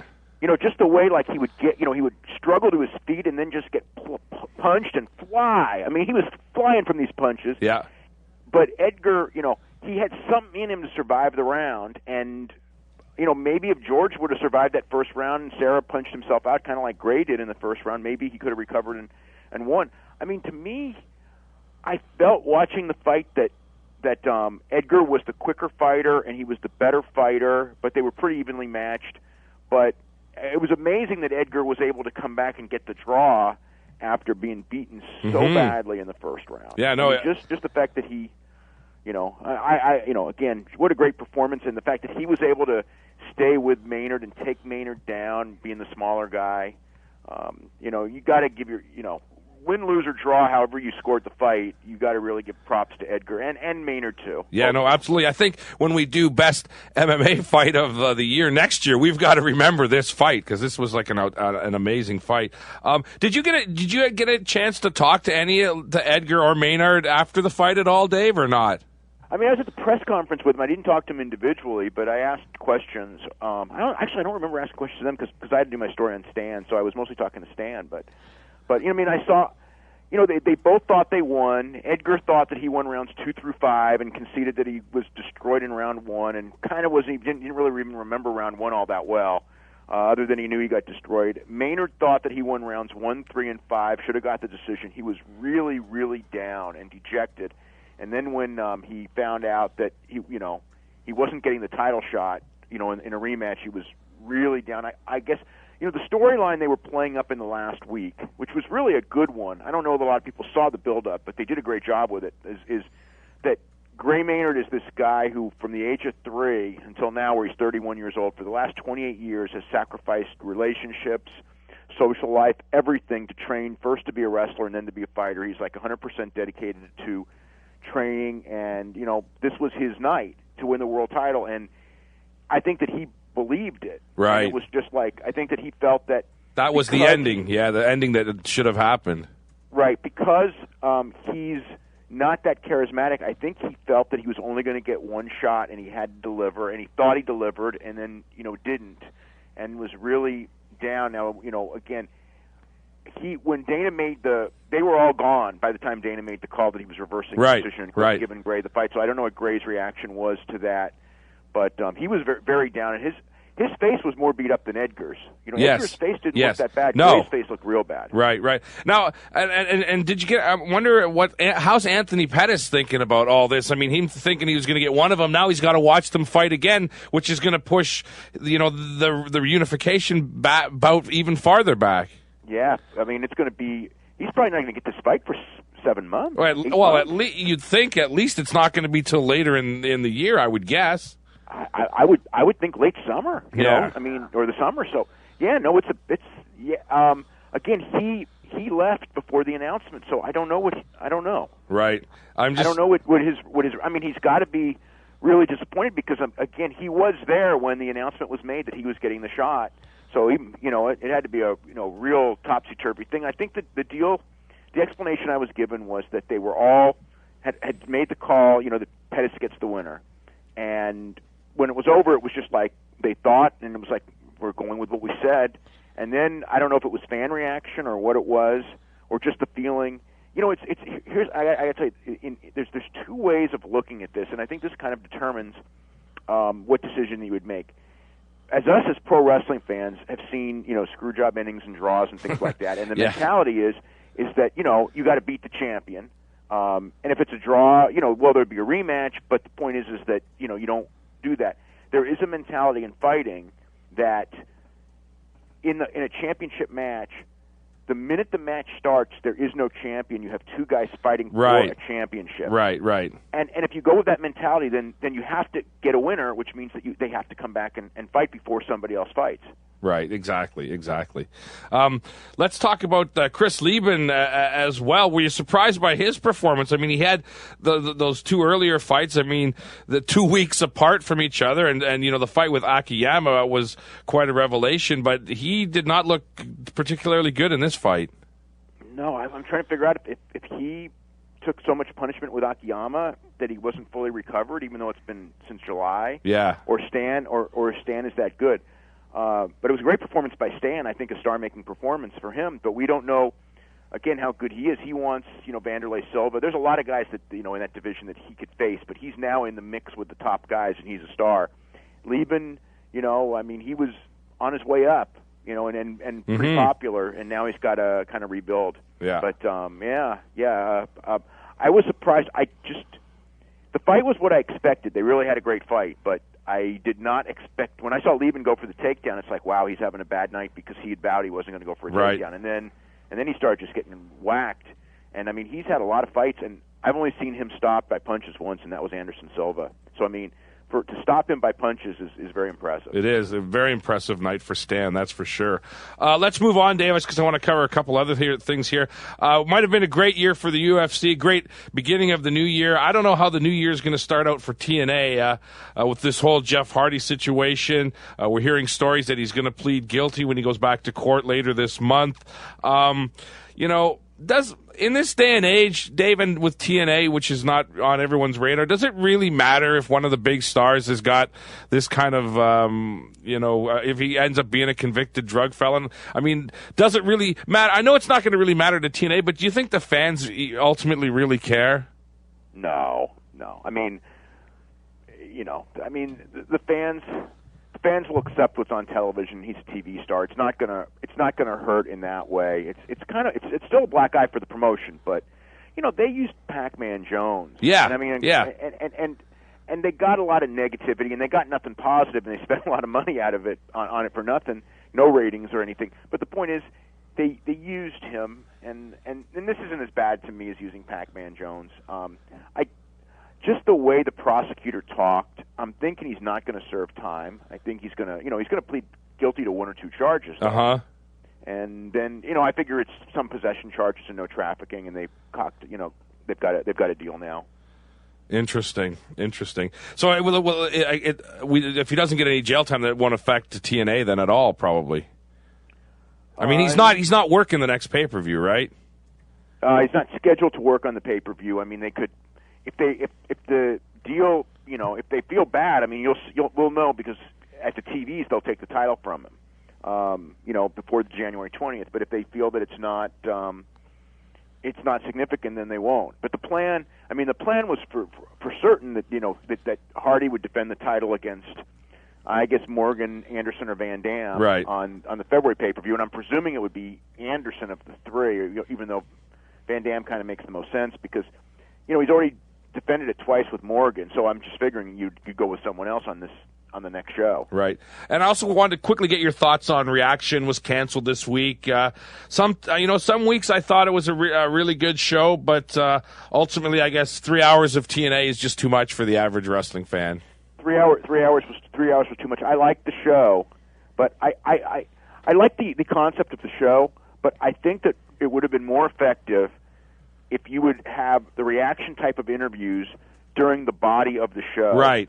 Because I feel like a lot of the interviews that are on the regular TNA show, and this goes for WWE as well, are kind of like, so gimmicky, and they're not really very effective. And I like the Reaction interviews. I thought they would be effective, but they were, when you do an hour straight of interviews, it's very easy to just turn the channel off because you're not going to get any more wrestling. I think that the idea of a wrestling show being all matches is not good, and the idea of a wrestling show being all interviews is also not good. You want a mix, and what they did with Reaction was not have a mix, and also it was the third hour, and after watching 2 hours, that's enough. Most of us had headaches by that point anyways.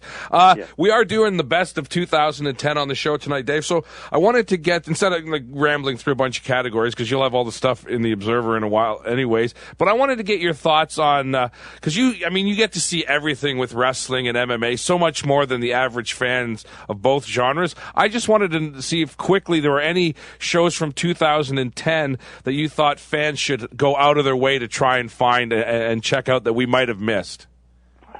Jeez. The January Tokyo Dome show was a good show. There was an October New Japan show was real good, and the G1 Finals, which is August, was good. I'm trying to think, because I didn't watch as much Japan as usual, but what I saw, it was generally good. The Dragon Gate USA pay-per-view shows, most of them were very good. The Ring of Honor show, the internet pay-per-view that they just did was excellent. Great show from start. Really, I would say all the Ring of Honor internet pay-per-view shows were very good, and there have been some strong WWE shows. Money in the Bank pops into my head right away, and TNA's had some good ones. I'll tell you what, I expect TNA Genesis to be a great show. The matchups themselves look pretty strong, actually. Yeah, and for people who didn't see it, I would suggest going out of your way to see the Beer Money Machine Guns match from August on Impact. Right. I think it was the 5th match of the best of 5. That was a really great match. What about MMA, Dave? Is there anything from MMA that we should search out from the past year? Every WEC show. Leonard Garcia fight, if you didn't see it. Yeah. Jorge Santiago against Kazuo Misaki from one of the Sengoku shows was an awesome fight that a lot of people probably did miss. I think the best UFC was UFC 116. The July show with Lesnar against what's his name, Shane Carwin, and Lieben against Akiyama. Right. And I think it had Christoph Szynski and Bonner was on that show as well. Yep. To me, that was probably the best show. And then the one in Oakland, which came right afterwards with Anderson Silva and Chael Sonnen, was right behind it. And last night's show. Amazing. I'd say 9 out of 11 good matches. Yeah. It was a good show. Yeah, it was a very, very good show. Dave, and just finally, one other quick question before we wrap. For both TNA and WWE, with both promotions, what would you like to see them do in the new year? I'd like TNA to slow down and concentrate on developing, a few guys and Kurt Angle and a few others, and just make them stars in a traditional sense. Not water everyone down. You're going to have to sacrifice certain guys. less gimmick finishes. Try to be a little less creative, honestly, and see where it gets you. And WWE, that's a hard one. I think that they do a pretty good job overall, but sometimes, too much silliness. I think kind of tone down the silliness, like that Edge Kane angle, which hopefully is over now. Yeah, that was brutal. Yeah, it was brutal. They have a lot of good wrestling when they give guys time. I guess maybe I would like to see, maybe like 110 and 115-minute match on Raw every show, because usually when they do it, it's pretty darn good. And I guess because of the worst thing you could do is overdo the legends and have the old thing. But goddamn, the Jerry Lawler stuff has been some of the best stuff in recent months. And bringing some guys back who can talk, maybe force guys. I'll tell you what, if it was WWE, the one I would do, and this is a real hard one, and they'll never do it, is bullet points and non-scripted interviews. And force those guys to sink or swim. Yep. Some of them are going to turn into great promos, like The Miz. I think will be even better this way. I think Cena will be better this way. And if Jericho comes back, he would be better this way. And the ones who won't, if you keep holding their hand, they're always going to need their hand held.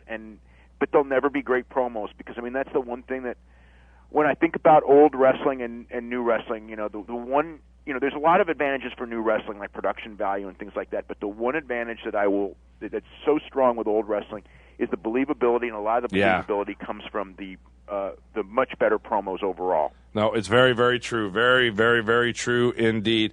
All right, Dave, we're going to wrap it up for this week. What's coming up in the Observer? I did a couple of stuff. I did some more year in review, and story on King Curtis that. Oh, if excellent! you haven't read it, I look. Really like it. Oh yeah, I look forward to that. Him. Yeah. Excellent. All right, Dave. Well, thanks so much for joining us. As always, Happy New Year to you and your family, and we'll talk to you again next week after TNA Genesis. Okay, all you guys have I hope you had a Happy New Year, and we'll have a great year this year, hopefully. Hopefully better than last year. All right, Dave. Thanks so much for joining us. That's Dave Meltzer from the Wrestling Observer website. You can check out his website. It is WrestlingObserver.com. And now, it's time to begin our first bout of the evening. Good grief! Can you imagine the physicality? This bout is one heck of a ring-ding-dong dandy. Just when they think they got the answers, I change the questions. Go one-on-one and get it done. Not a shot, baby. This is Title Bout Trivia with Jason Agnew. I still got the belt. All right, ladies and gentlemen, it is indeed the name of the game. Title Bout Trivia coming your way, and then after that, we're going to get into some more of your phone calls. 1-888-9-HARDCORE. That's 1-888-942-7326. All right, so it is Title Bout Trivia time. John Pollock, who is on what line? Well, we've got an all-American battle here. We've got Brian from Atlanta, Georgia on line 2. All right, Brian. Hello. Okay, and who is his opponent? Line 8, Jay from New York. It's right. WWF and WCW territory. Yes! So is Jay from New York?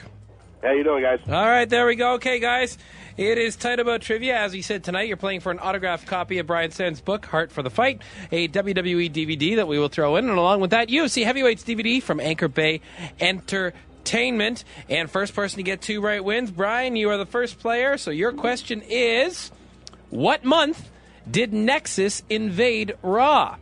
Was it A, February, B, April, C, June, or D, August? Brian? February.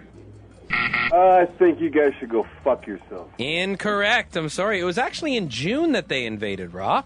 Okay, Jay, over to you now. Who did Daniel Bryan choke, resulting in him getting released? Was it A, Justin Gabriel, B, Justin Roberts, C, Justin Terry, or D, Justin Robertson? Jay? B, Justin Roberts. Correct. All right, you got one. Okay, Brian, this one is now for you. Who did Miz wrestle at WrestleMania? Was it A, was he in the Money in the Bank match? B, a singles match versus John Morrison? C, a tag team match with Big Show versus The Truth and Morrison? Or D, a tag team match with Jericho versus Edge and Morrison? Brian? Money in the Bank. Oh, shit! It's Big Show! Incorrect. He was actually in a tag match with Big Show versus Truth and Morrison. Money in the Bank he won on the pay-per-view. Jay, back over to you. If you get this, you win. What day did Miz win the WWE title? Was it A, October 18, B, October 25th, C, November 15th, or D, November 22nd? Jay. D. What? D. He said D, John. D. There we go. Yay. He did say D.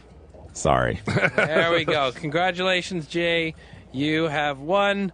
Brian, you have lost. It's hard to keep those dates straight when there's a title match almost every week. That is true. That was a difficult question. That's an understandable error there. But he got it right. So there we go. Congratulations. You have won those 3 prizes. And now, friends, we move back to your phone calls. Yes. It's our positive thinking Best show. We're of. like Anthony Roberts. And we're talking about the best of 2010. John, where should we head to on the phones? Let's go to line 3 in Ohio with Chad. Chad, how are you? Pretty good here. Good. My best wrestler is a tie, Daniel Bryan and The Miz. Okay. Yeah, okay. Bryan, because he put up with all the BS that WWE threw at him and still became a star. And The Miz, he seems to be getting fairly half decent treatment now. You know, I'm not. Although he is kind of stalled at the moment. Like really, he's not really involved in a good program at the moment or anything. You know. they really don't have any talent to throw his way. Yeah, it's pretty hard when you get rid of guys like Caval, which would have been like the natural fit, you know.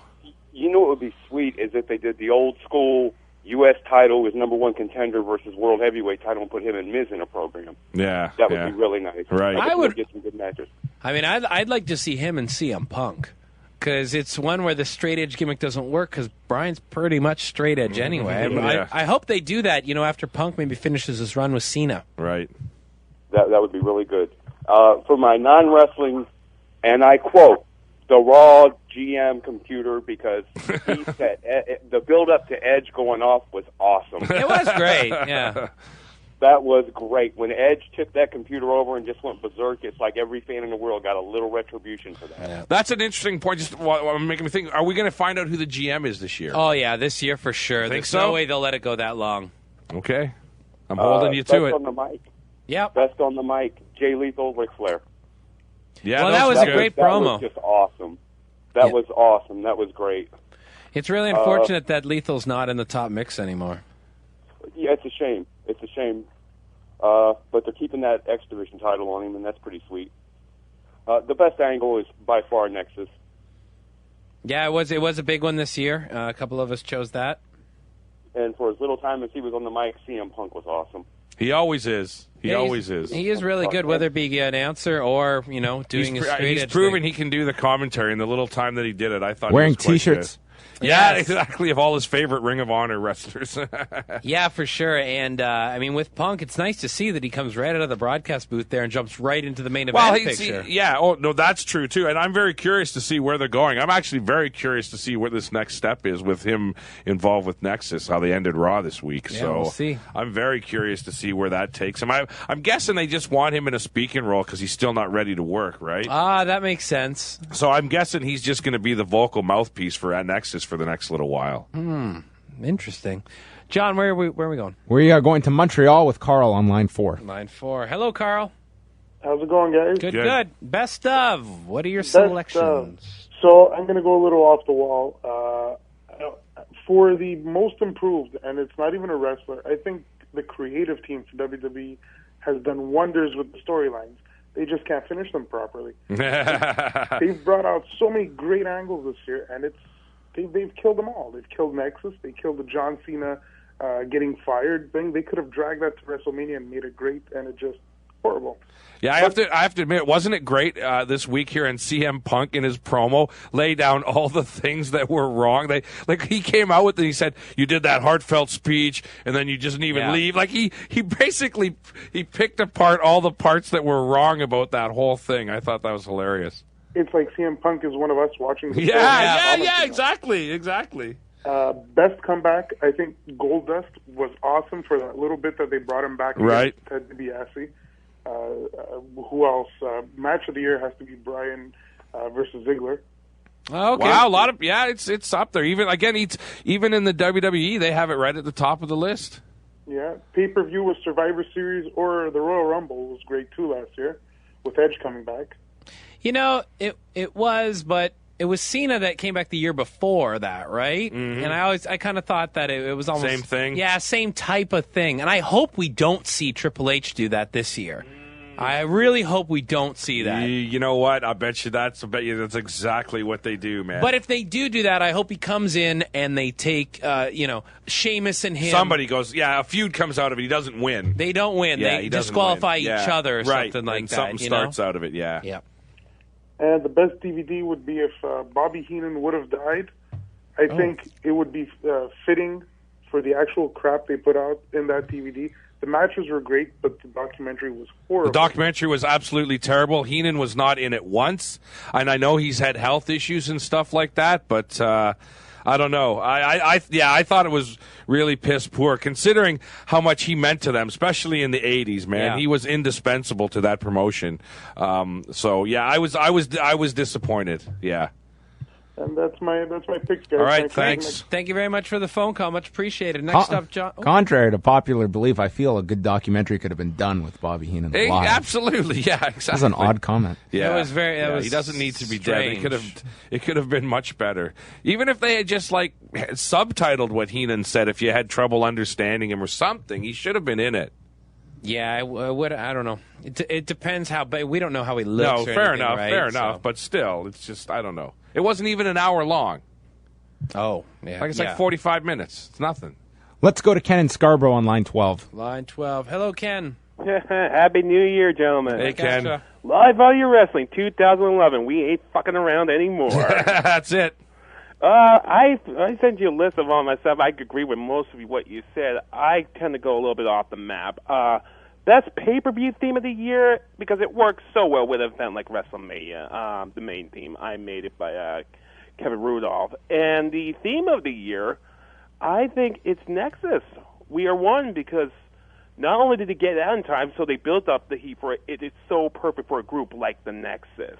Right. And I fell in love with the instant that came out with it. But I got to give honorable mention to Cody Rhodes' theme song. Yeah, that's a good one. I like the Cody Rhodes when it suits him so well. Yeah, I think it really suits him. What about the NXT theme song, Wild and Young? No.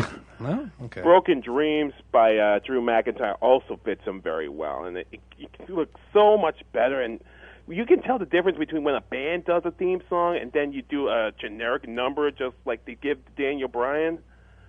And speaking of Daniel Bryan, my TV match of the year has to have been Daniel Bryan versus William Regal. How about that? 4 minutes of just wrestling, pure wrestling. Yeah. That made you a fan again. And TV spot of the year honorable mention has to go to Old School Raw, because it was just amazing. I thought it was good. For a one-off show, it was good. You know, it wouldn't hurt maybe once a year. You maybe do something like that. Yep. And especially if you can use one of those old guys to further a young guy, like they did with Piper, like to make that whole thing with Cena, it made it seem so much more important. I'm all for it if they use them that way. And I got one more, the Law Caller of the Year. And the quote Ric Flair, whether you love him or hate him, you're going to have to learn to love him, because he's the best thing going today. And it's release your Kraken, John of Arc. All right. Happy New Year, guys. Thanks, All right. Ken. Next up, do we have Is him John on the line? John of Arc on the line? John is MIA tonight, Oh, my everybody. Goodness. I'm sure he'll come back for the worst of show. Yes. Let's go to Chad in Illinois. He's on line 11. Line 11. Hey there, Chad. Hey, guys, what's up? Happy New Year to you. Right Same back to you. at ya. Just want to echo the sentiments on the Bobby the Brain Heenan DVD. Very disappointed with that. But if you guys want to have a better look at the career of Heenan and, in his own words, check out the 3-part straight shooting series with him and Jim Cornette. I don't know if you guys have had the chance to watch that, but that's definitely a great look into his thoughts of the career and whatnot. But I called in my comeback performer of the year, and a very integral part to my feud of the year is Steve Corino. I believe he came back with fire, and he was just a great. He has been good. He has his whole recent stint of Ring of Honor has been awesome. Yeah, his promo work that he did with Kevin Steen, which I believe those two are probably my promo of the year, kind of tied with The Miz and CM Punk. Right. But it just added so much fuel to that fire of a great feud that it's almost not unheard of today. You know, fact that year feud going on. I totally agree with you. That's why I picked it for my feud of the year, because it was just so well. It was such an old school thing for it to last so long. You know, like in this day and age, everything's done in a month, right? And they were able to keep it fresh, and the matches entertaining, and it built to a strong, logical conclusion. I dug it. I really dug it. Oh yeah, I loved every minute of it. But that's what I got for you guys tonight, and enjoyed the show, and keep on rocking in 2011. I'll be listening every Sunday night, and you guys have a good one. All right, Thank thanks, you very much brother. For the phone call. Where are we headed, John? We are going to line 10. Steve is in Bradford, Ontario. Hello there, Steve. Hey, guys. How's it going? Good. Man. I just got 10 points I'm going to throw at you. For my best wrestler, despite the fact that he was only there for 2/3 of the year, Chris Jericho. Yeah, I thought about Me Jericho, too. but the same thing. He wasn't there all year, so... Yeah, but every single time I tuned in, I couldn't. No, it's true. He was the reason why I watched SmackDown for 4 months at the beginning of the year. Right. For my tag team of the year, it's a tie between Beer Money and Motion Machine Guns. Yep. And that ties in with my match of the year. It definitely had to be their 2 out of 3 falls match. It was just phenomenal. It was. There's nothing that you could say bad about it. It culminated in such a good way, and they're going back to the feud now. They've had time to separate them, and it's going to build. So I'm happy about that. For Mike of the Year, CM Punk. From the beginning of the year, from the Straight Edge Society to what he's doing now, especially closing with that angle on Raw, right? That was phenomenal. For Announcer of the Year, I had CM Punk and JR. one or two appearances. JR's good, just has to do the show once a year, and he That's gets it. Announcer of the Year. Not bad. Probably got about combined 10 hours of announcing there, but it's worth everything else. But Mike Tenay probably wins it for me, and for Miz, most improved, absolutely. I know that you had him for Wrestler of the Year, but from what he was at the beginning of the year, it goes back to that promo that he had with the guest host, Ben Roethlisberger, where he said, you either go out and win the U.S. title, or you go out and say that you are the Miz and you are awful. Yeah. That moment, that turned his career around. From Yeah. that's where I really see him stepping off. And GSP, Mixed Martial Artist of the Year. He's only suffered 2 losses, and he's unstoppable. I can't see him really doing anything wrong unless he fights Silva at a higher weight class. Right. Yeah. Uh-huh. And the feud of the year just has to go to Straight Edge Society. I just enjoyed that entire thing. I just wish that they could have done it a little longer than dying that horrible death in July when he got his mask ripped off. But that was terrible. You could have gotten a pay-per-view match out of that easy. All right, I'm going to leave you with one last thing, and that is Angle of the Year. Despite the fact that it's had its ups and downs and they've been buried multiple times, the Nexus, and they're still going strong into 2011. They're getting some new life now with CM Punk, and hopefully it leads to some success down the road and definitely at WrestleMania. All right, thanks for the call, brother. I'll talk to you guys later. Cool. Let's keep it going. It's 1-888-9 Hardcore. That's 1-888-942-7326. Taking your calls tonight on Live Audio Wrestling. We're doing our best of 2010 in the world of wrestling and mixed martial arts. John? Let's go to Mark in Grimsby. He's on line number 9. Line number 9. Hello there, Mark. Hey, guys. Happy New Year. Back at ya. Yeah. Best of 2010. Keeping it positive. Yeah, I got Best Non-Wrestling Performer, the Miz Girl. Yeah, the girl in the crowd. She's got her own little fan base. No, that is true. She did an outstanding job. That was the best part of the Slammy Awards when Miz did that bit with her. Yeah. Yeah, and Best Gimmick, I went with the Retro Raw. Yeah, that was a good show. Which led to the Best Announcer, JR. Yeah. Just the moment he slapped Michael Cole at the hat got the biggest pop in the crowd. Yes, I think everybody wishes JR was there every week.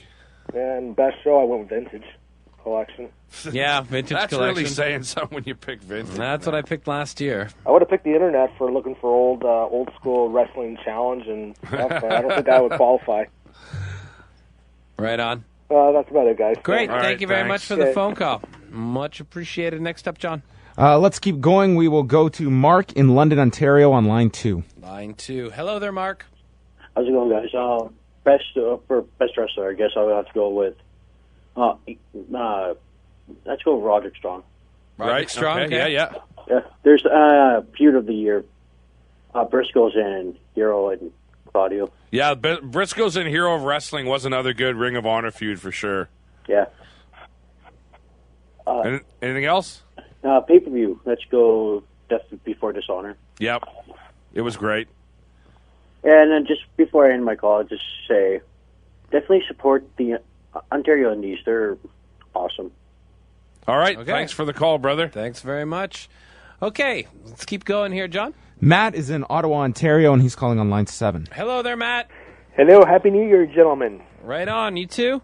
But I want to make a point for most improved and put my vote for Dashing Cody Rhodes. Yeah. Starts the year in legacy. No one sees anything out of him other than his lineage. Gets the break-off feud from a match from WrestleMania. Goes into Superstars after a while, and then figures out, hey, I'm Dashing Cody Rhodes. Here's his gift. Gets his gift from the Gap, and a couple of great matches this year. He stood out in that Money in the Bank match. To say a few things. He's improved. Yeah, no, he's definitely, since they gave him the dashing thing, and he's definitely been given the ball, and he's running with it big time. The grooming tip vignettes are great. Been really good. Yeah, they're old hilarious. School. I'm sorry, they're hilarious. He's built up a strong, again, and I like it because it's classic. It's old school. A guy that's vain, he's into his own vanity. That's totally old school type of heel, right? And the only thing is, I didn't much like what they did with him this week with Show. I kind of thought that was lame to have him just run away from a match. I didn't really dig that. But I'm hoping that this will be maybe a stronger year for Mr. Cody Rhodes. Well, hopefully they do something with Show where Show punches him in the face and he plays it up huge. Yeah, his and face he won't, is damaged. He's wearing a mask. Yeah. He's wearing bandages, and it's a big, gimmick all around thing. that. Bring out the gauze. Bring out the gauze. Yeah, no, it could go in that. But again, they should have just done that instead of having. I just didn't like him running away like that. I thought that was lame. It was lame. I'll agree. And Feud of the Year, Steen Generico, 1 year. Yeah, I know. Said. Exactly. That's it. Exactly. 1 year in modern wrestling times. Yep. 1 year. Yep. And it was TNA kept won't fresh. Touch it. WWE can't even think about it. Oh, TNA, they're done in a week, man. And a match of the year would be Steen Generico at Final Battle. It was very good. Just the emotional build up to it. Plus that fan video, and the match itself was great. Yeah. That's my pick. Okay. I'll go, guys. Happy New Year again, and long live the law, baby. Thanks, brother. Thanks much. Here we go. Keeping it going, John. Let's go to Baroni on line 1. Baroni. You look tired there. You tired there, John? No, it's been just taking a lot of phone calls. Yeah, there. you're chatting huffing with and lots of puffing people right there. All right, Baroni's on the line. Hello. Baroni, where are you? Line 1, right? He's more tired, yeah. Baroni! Yo! Baroni. Oh! He'll call back. Oh, yeah, exactly. He'll call back. Don't worry. Line 9? Line 9. Mike is in San Diego. Hello there, Mike. Hey, guys. How's it going? Doing well. Oh, I've been listening for about a year now. Actually, have you guys heard of the Don Tony and Kevin Castle show? No. Oh, it's another wrestling show. He plugged you guys. He recommended you guys. So cool. I listened to Awesome. Well, thanks for finding us and hopping in. Much appreciated. Yeah, about a year now listening to you guys, but I listen to both of them. 2 good shows. Cool. I think what you guys is better is you guys do interviews. And we also do a best of show as well, which is what we're currently doing. Do you got picks? Yeah, I was thinking one of the best promos was remember the Happy Birthday from CM Punk? That was excellent. Absolutely. The looks on his daughter. Rey Mysterio's daughter. Yeah. Right. That was definitely good. Definitely. But as far as sometimes it's hard for me to do matches of the year because sometimes when I don't watch the whole Raw, I usually fast forward. I think everybody kind of does. Yeah. Yeah, but let's see. I was gonna skip that. What was I asking? Well, okay, Wade Barrett.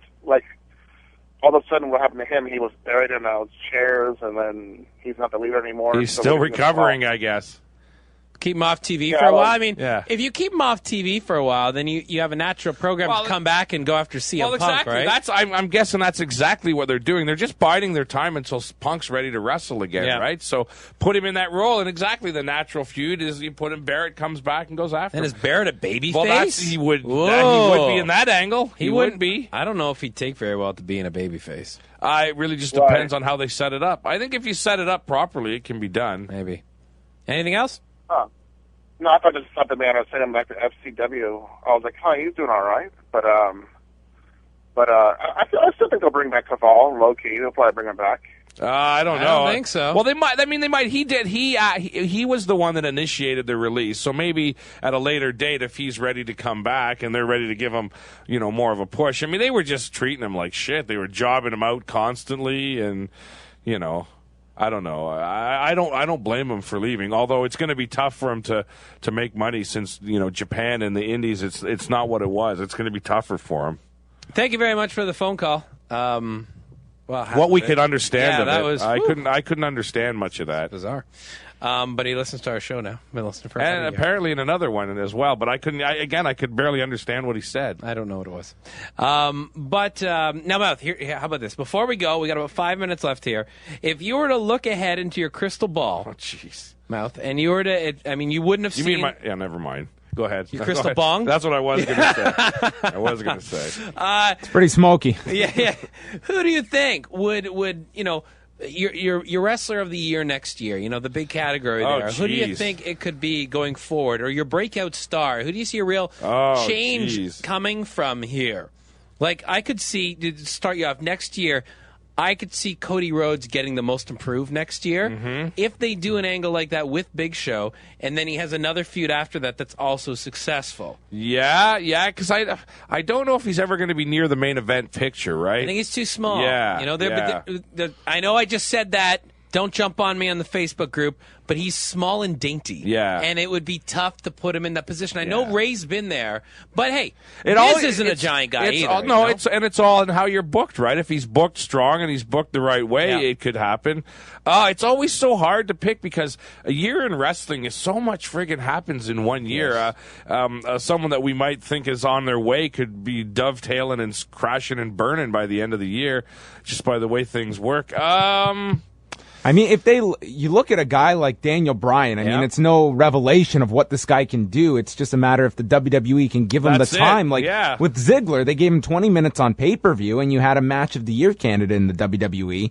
And it depends, do you want to push him like that, or with his TV match with Regal 2 weeks ago, that was great, or do you just want to pair him as this guy with the Bella twins? It all depends on how they want to position him. Exactly. So much of it is based on how they want to book a guy like that, right? Because he's a guy you can give 15 minutes to every pay-per-view, and you're guaranteed that really solid match that's really lacking when you've got guys like Jericho gone, Christian's on the sidelines, Michaels is gone. You don't have that real workhorse at that position of the card. I think that someone like Daniel Bryan in a feud with Edge as a heel would be a really good feud. Those two working together. It's fresh, it's new, you haven't seen it. That's one thing with Bryan is he's just showed up this year. Yeah, exactly. So there's a whole bunch of new possibilities with him. I have to wonder too about Morrison. I don't. Will this maybe be his kind of his year, or I would say if it's not this year, then it's not going to happen. I don't think it's going to happen. No, you don't think so? I don't. I think they're going to give him this little run, and they might do something with the Miz here, and then it'll be deemed unsuccessful, and he'll drop back down. He'll be mid-card status for good. But the fact they're doing that match on Raw tomorrow night as opposed to holding off to the Rumble, that tells me Orton's going to be poised for that spot at the Rumble, and Morrison, they're just not going to have the confidence to put him in a pay-per-view title match. Yeah, I don't know in terms of breakout star if there is one in the WWE or TNA. I mean,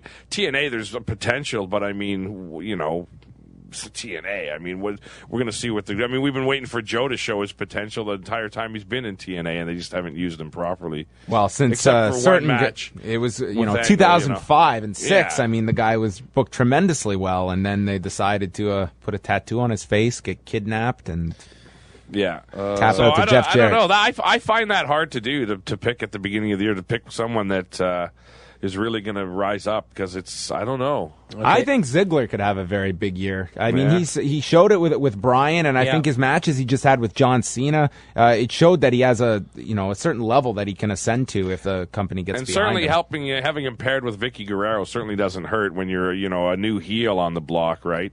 She gets instant heat. Yeah, I think we'll see Alberto Del Rio on Raw. Yeah, by the end of the year. that he could end up being a big star this year because he's been booked so incredibly strong. He'll have a title. Feud with Ray has done so well. That's they've managed to keep it going and keep it interesting. I'm guessing he'll have a title by the end of the year for sure. Perhaps he'll end up in a Money in the Bank match, and that would be good with him actually. If he ended up in the Money in the Bank match at WrestleMania and won that, it'd be great with him. He needs to really taunt it for a while. Like I want him to flaunt it for a while. It would be funny if he never carried the belt. He always made his ring announcer. Sorry, not the belt. The case. The briefcase. The briefcase. Oh, sure. Of made course his he ring will. announcer carry it all the time. Well, Miz made Alex Riley carry it most of the time. Most of the time, but he wouldn't because it's beneath him to touch it. Yeah, I think actually, if anyone, Alberto, if he's booked as strong as he is, and you put him in some programs and put a title, he could be the guy. He could be the guy that comes shining through because he's certainly got the potential, and they've booked him strong right from the get-go. In a couple of weeks, we'll talk about how TNA will drop the ball with Matt Hardy. And probably Samoa Joe some more, and Jay Lethal some more. And those balls are already dropped to go down the street. Oh, yeah, there's a huge pile of them down at the end of the street. So, anyways, next week it's going to be, you two are both gone next week. Gone, yeah. You are I'm both in Vegas. John is on vacation. You're in Vegas. So it'll be me and Wei Ting, ladies and gentlemen, doing the show here next week. We'll run down the TNA Genesis pay-per-view, and we'll have some more of my interview with Jacques Rougeau on that program as well. And then the week following that, when the whole crew is once again assembled, we will do the worst of 2010. The TNA showcase. It's so funny when I take both lists and I quickly just go do the obvious ones first. Yeah. And all my worst ones are. Yeah. Okay, oh yeah. Well, listen. One feud of the year is not going to go to TNA. No, mine's not going to TNA yeah, me either. neither. We know okay, I think we know what we're talking about. Big red feud. You got it, brother. You got it. All right, ladies and gentlemen. Well, thanks for joining us once again here. We're glad to get the new year underway in a great positive way. Hope you enjoyed the program here tonight. We'll be back again next week. This is it. This is the law. We're not going away. It's 2011, baby, right here on the Score, Sirius 98. Brother! I fought the law and the law won. I fought the law and the law won. I fought the law and the law won. I fought the law and the law won. I fought the law and the law won. So am I still waiting a long time. Waiting for tonight. Listen to Review-A-Wai. Oklahoma. They call it the Sooner State.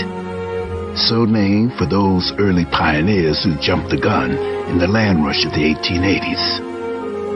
Sooners, as in too soon. As in maybe they didn't exactly follow the rules. I say this certainly not to pass judgment, for my granddaddy was a Sooner. But to suggest, my friends, the spirit that is Oklahoma, and thereby the heart of its people, an ambitious bunch of independent, strong-willed survivors who tend to live by the principle of feast or famine. You see, in Oklahoma, not all legends are about victory. Some are less obvious. Some you don't see coming. Some are born out of struggle.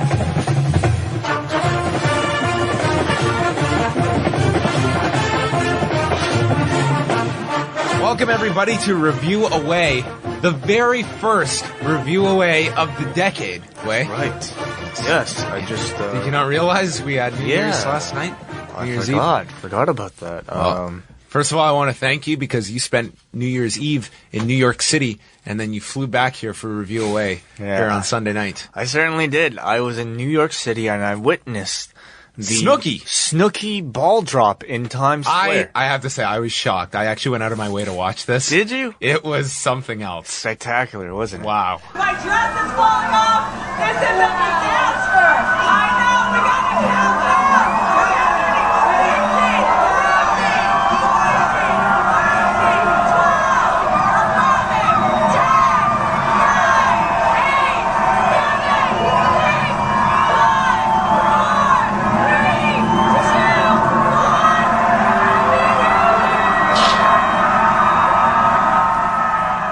What were you doing on New Year's Eve? How did you Watching count down? MTV. I actually just hung out with some friends and my girlfriend. Didn't do anything too crazy. No? I'm not a big New Year's fan to begin with, so Well, what happened? Did you talk, and what were some of the topics discussed?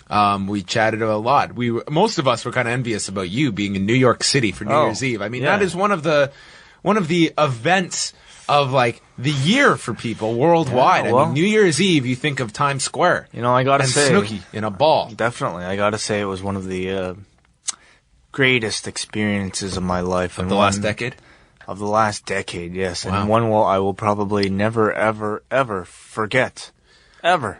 Well, let's find out if one of those other events you'll never forget of the last decade was watching Legendary, the WWE Studios release. What a segue. Yes. I work hard for those ones. Now, as usual, I recap this movie like I do a wrestling show. Yeah, I really don't know the way we're supposed to do these, because we're not movie critics. No. By any means. We're wrestling Well, at critics. the same time, movie critics, you watch Ebert and Roper. I mean, they'll spend like 5-10 minutes on a movie at most. Yeah. And it's like, I feel people download this because they want some sizable program here. Yeah. They don't want us to just spend 10 minutes talking about something. Yeah. At the same time, I'm not going scene by scene. Or No, anything like that. I more or we less just pointed out the highlights of the movie. Okay. Well, depending on your definition of highlight. First of all, the opening credits, they featured the music was composed by James Johnston, and I forgot to go back and check, but he also put his middle name in there, specifically to avoid being called Jim Johnston, which I found interesting. Really? It was like James something It's Johnston. like James A. Johnston or something like I think that. it was a full middle name, Really? actually. Yeah, it might have been just I don't know. But go back and check that. That was rather funny. Hold on, what was he credited as in No Holds Barred? Oh, I can't remember. Wasn't it James? It was something, I don't know. But anyway, this is not his first movie. No, that not his he first scored. barbecue. The opening featured all these like period shots of like Oklahoma in like the 1800s, and we have Danny Glover explaining to us what a Sooner was in Oklahoma. Oh, yeah. This might have been the most educational part of the movie because I did not know what an Oklahoma Sooner was. I didn't know. I never knew why they called them Sooners. It was because they always arrived early. Yeah, that is.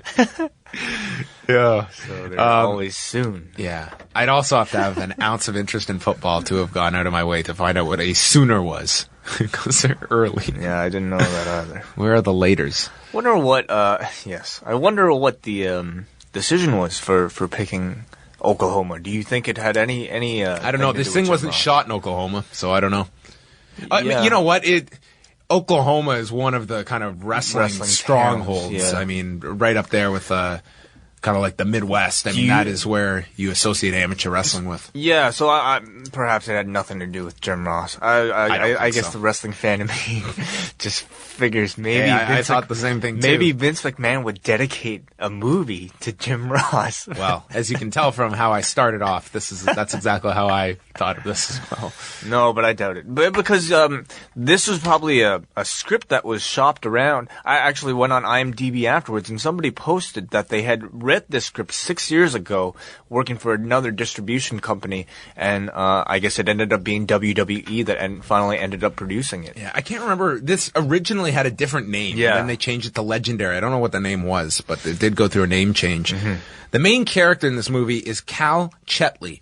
I don't know who played him, but he is, when they do the flashbacks on Dexter to when Dexter was a little kid, that's who it was. So the fucked up version of Dexter as a child is Cal Chetley, who is, lives with his mom, who is a single mother because his dad, who was a wrestling legend in the city, died. And we'll find out later why. And our first scene is where he's being picked on by these bullies, led by, I didn't even get this guy's name, so throughout the notes, I just referred to him as Derek Bateman from NXT. The little rat fucker on... I don't know who that is. Oh, the guy who says he looks like a rat. Oh, that guy. Daniel Bryan's rookie. Yeah. So if I refer to Derek, I'm referring to the bully. I don't think he looks like him. I thought he did. Fine.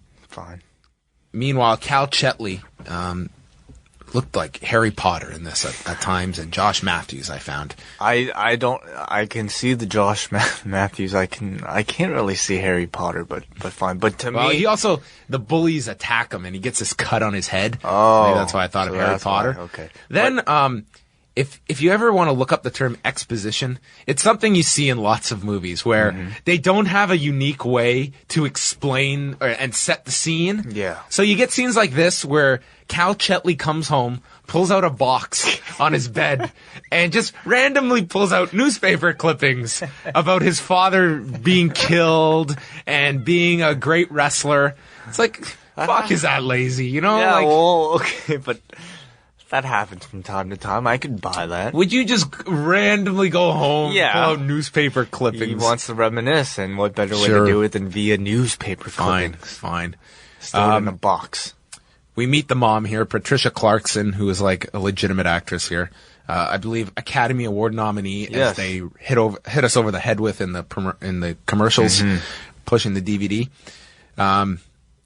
Basically, she just announces in passing she's having dinner with some district attorney tonight, which would be a plot line later on in the show.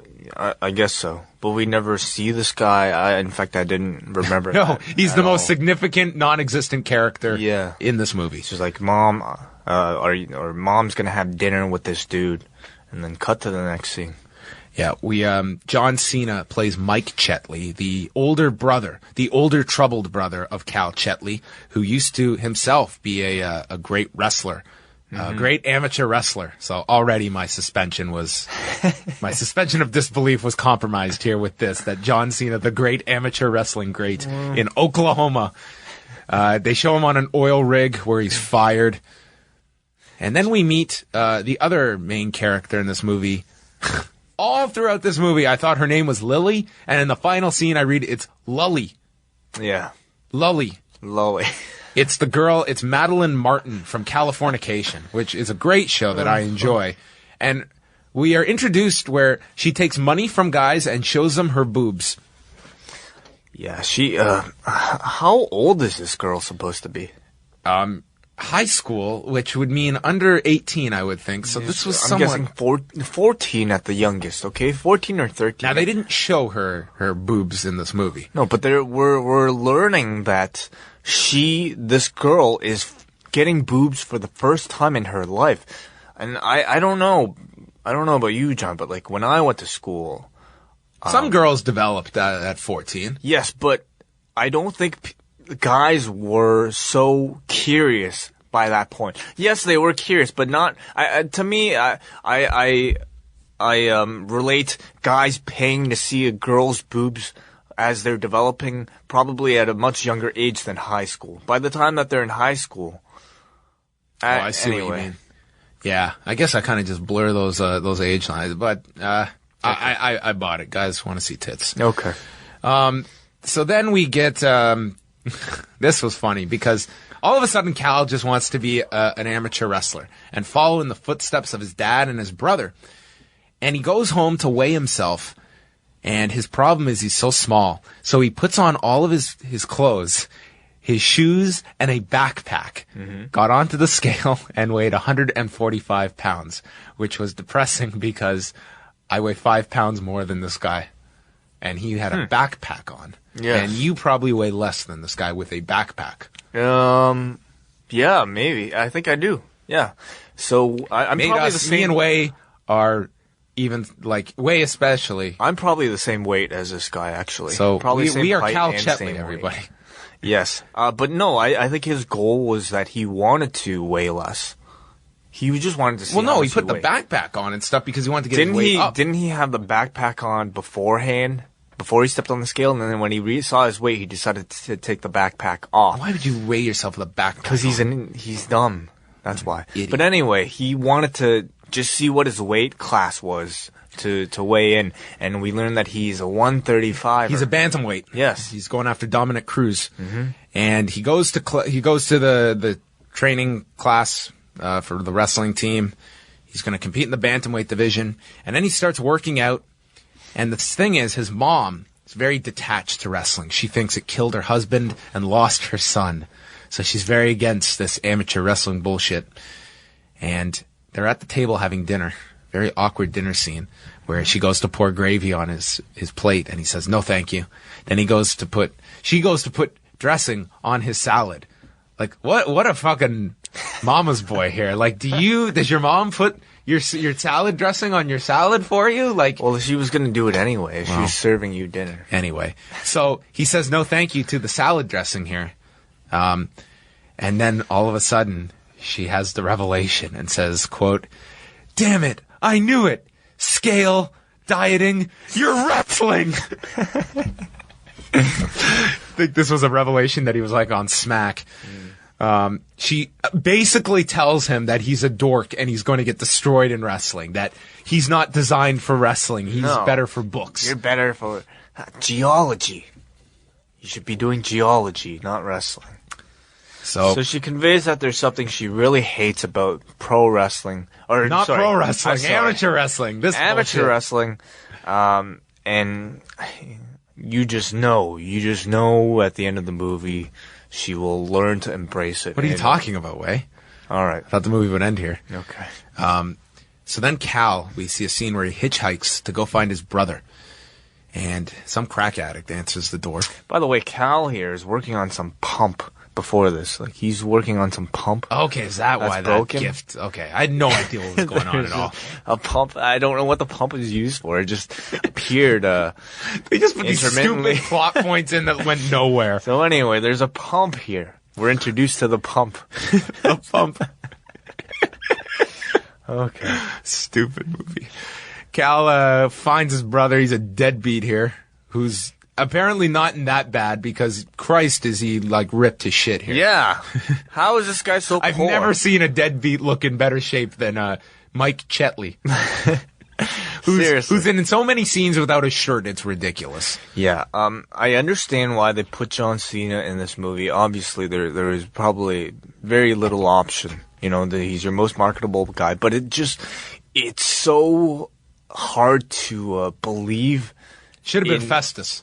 Right. But it's just or so William hard. Regal. It's so hard to take this bodybuilder with arms basically bigger than his head. Probably like 7% body fat. I mean, this is ridiculous. In these types of emotional scenes. Yeah. But it's fine. So, John Cena really is not a main character in this. He is extremely limited, and I think that was for the better. Yeah, Patricia Clarkson and the little kid do the heavy lifting in this movie. Yes, he says about 5 words in the first 30 minutes of this movie. And I had no problem with that. And the words were like, how long? Yeah, very wooden. Right. So, Cal wants Mike to train him for wrestling, and Cena basically tells him to fuck off, and that the coach can teach him the basics about wrestling. The mother approaches the coach, says she doesn't want to lose another son to wrestling. The coach says, you're ridiculous. She's like, okay, I don't know you that well, but I'll trust you. Then we get Cal's first wrestling match, where they booked him like Caval, where he was just murdered here, and he receives a swollen eye. Like, I mean, just taken apart in this wrestling match. Maybe that's where they were going to go with Caval. Maybe he was at first, and then Caval would. Ray was going to be his older brother, who's left him and wore a mask. Yes, right. Want you to teach me the basics of wrestling, like the Chet is, like Mr. Boston from Street Fighter. It's my favorite video of the year. I hope this guy makes more. I would be so happy. If he makes them on a weekly basis, I'm going to air him on a weekly basis here. Update from Caval. I'm actually going to find that guy online and email him. It was so good. Okay. So, yeah. Cal calls Cena to tell him that he's wrestling, but Cena's girlfriend, I'm just going to call him Cena. I don't Mike Chetley. And Cena's equally deadbeat girlfriend who lives in the trailer with him picks up the phone and says she's going to deliver the message, but she never does. And so Cal weighs in at this point and looks incredibly scared at the weigh-ins. Yes. He has his first match where he wrestles with a shirt on. Yep. Very small fellow. Then we get a scene where Cal is walking with his friend Donald. And the There's these fucking bullies that just like follow him around the whole movie. It's so cliche. And Derek Bateman throws a newspaper at Cal, and it says that his brother's been arrested for assault, and the bond has been set at $5,000. So this leads to Cal getting the scooter from Lully, who's got this massive crush on Cal. Lully. Stupid name. And Cal goes to the Muskogee County Courthouse where his brother is appearing in court. And Cal just walks into the courthouse and asks to speak on behalf of his brother. Now, would that fly in court? I don't know. Can you just walk in and like cut a promo? I don't know. And not only lies. Right. Not only does he do that, he doesn't have to go through any of the formalities. Yeah, he's not under oath, and he just tells a flagrant lie about how important Mike is and how Mike helps him and is a father to him and all this bullshit. And the judge buys it. Yes! Basically, go to Muskogee County to get off. That's where Jeff Hardy should be plea bargaining. Basically, all he did was go into the courthouse and says, "Hey, Judge, can I say something?" And judge says, "Sure. Your Honor, I promise you this will never, ever happen again." And the judge says, "Okay. Yeah, take him away. No problem." Saves him. Oh, so this leads to the two bonding. And they go back to Cena's trailer, and they chat about life. Cena says he cannot remember the last 8 years of his life. So they should have had Perry Saturn here. It says that. And then Cal asks him about I Dad. would buy Perry Saturn in this role, totally. He'd be great. This old guy with a tattoo on his face. Yeah, he's like out of shape on and meth. fat. He asks about his dad, and Cena replies, "One day Dad was there, and one day he was gone." Thanks.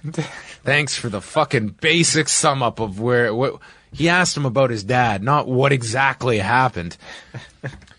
Then we get our next bonding scene with the mom and Lully, because they're going to do girl things one day. And this occurs when the mom is asking where Cal is, and Lully says, "I can either lie to you or break a promise to my best friend that he took the scooter and went to Muskogee County to bullshit a court judge."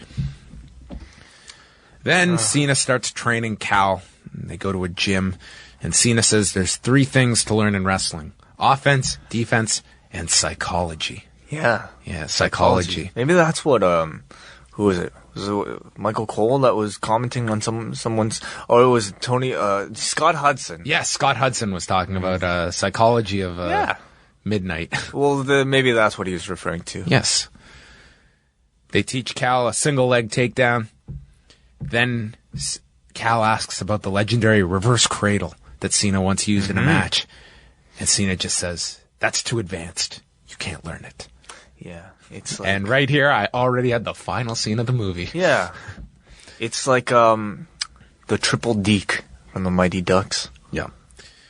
Cena's psychology lesson for today was for Cal to imagine his girlfriend in the seat of his opponent's car. And if he loses, she's going home with him. Which is like the wrestling stipulation we always joke about. Why a guy would put his woman up for grabs. This is why, Way. Yeah. And he also says that when you weigh in, you have to weigh in naked. Because it shows you're confident about your body. Sure. And you have to listen to music. So this leads to Cal's next match, where he morphs into John Fitch, and he grinds out a victory with a decision, as Cena watches in a staircase because he can't show his face to everyone because they're going to ask him, "Hey, Mike, what are you up to?" And he can't face that question because he's a deadbeat. This was all taking place within a musical montage, one of many musical montages. A lot of montages here. Set to... this was about as cookie cutter as you can get with something like this. It was like a U2 song playing in the background. Yep. With a lot of good things happening. Like Mike was doing well at his job now, and then this guy Cal. One thing turns around, Way. It's gets a bunch of good victories, and high tide raises all boats. Yes. So we get the montage, and then Cena brings in the secret weapon. We call him the Gnat. It's this little stocky black man who's 145 pounds. And then Cal greets him by saying, "How much do you weigh?" No, he says, "Shit howdy. How are you?" What? That's how he's... Yeah, that's what he said. Shit howdy. How are you? We're getting another musical montage where all these guys training. Blindfolded. And this was great because this was our first rap montage, Way. Oh, yeah. Because we've got a black guy, so that means rap montage. Well, not only was it a rap montage, it was a John Cena rap montage. Yes. John Cena rapping in the background.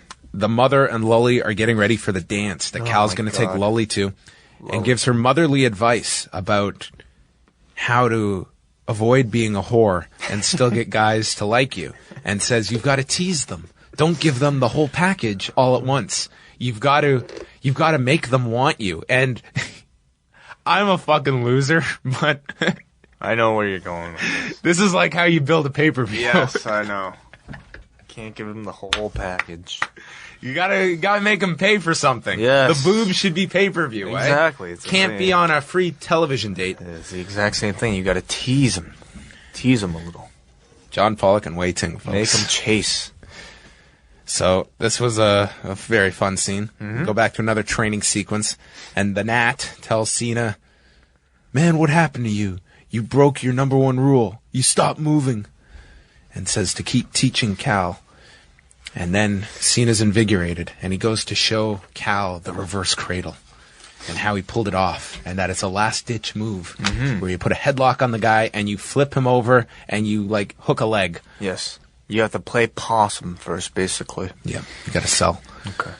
Then we go to the Winter Storm dance, and we got the most awkward high school fight ever because Cal and Lully are by the drinks, and Derek Bateman walks up.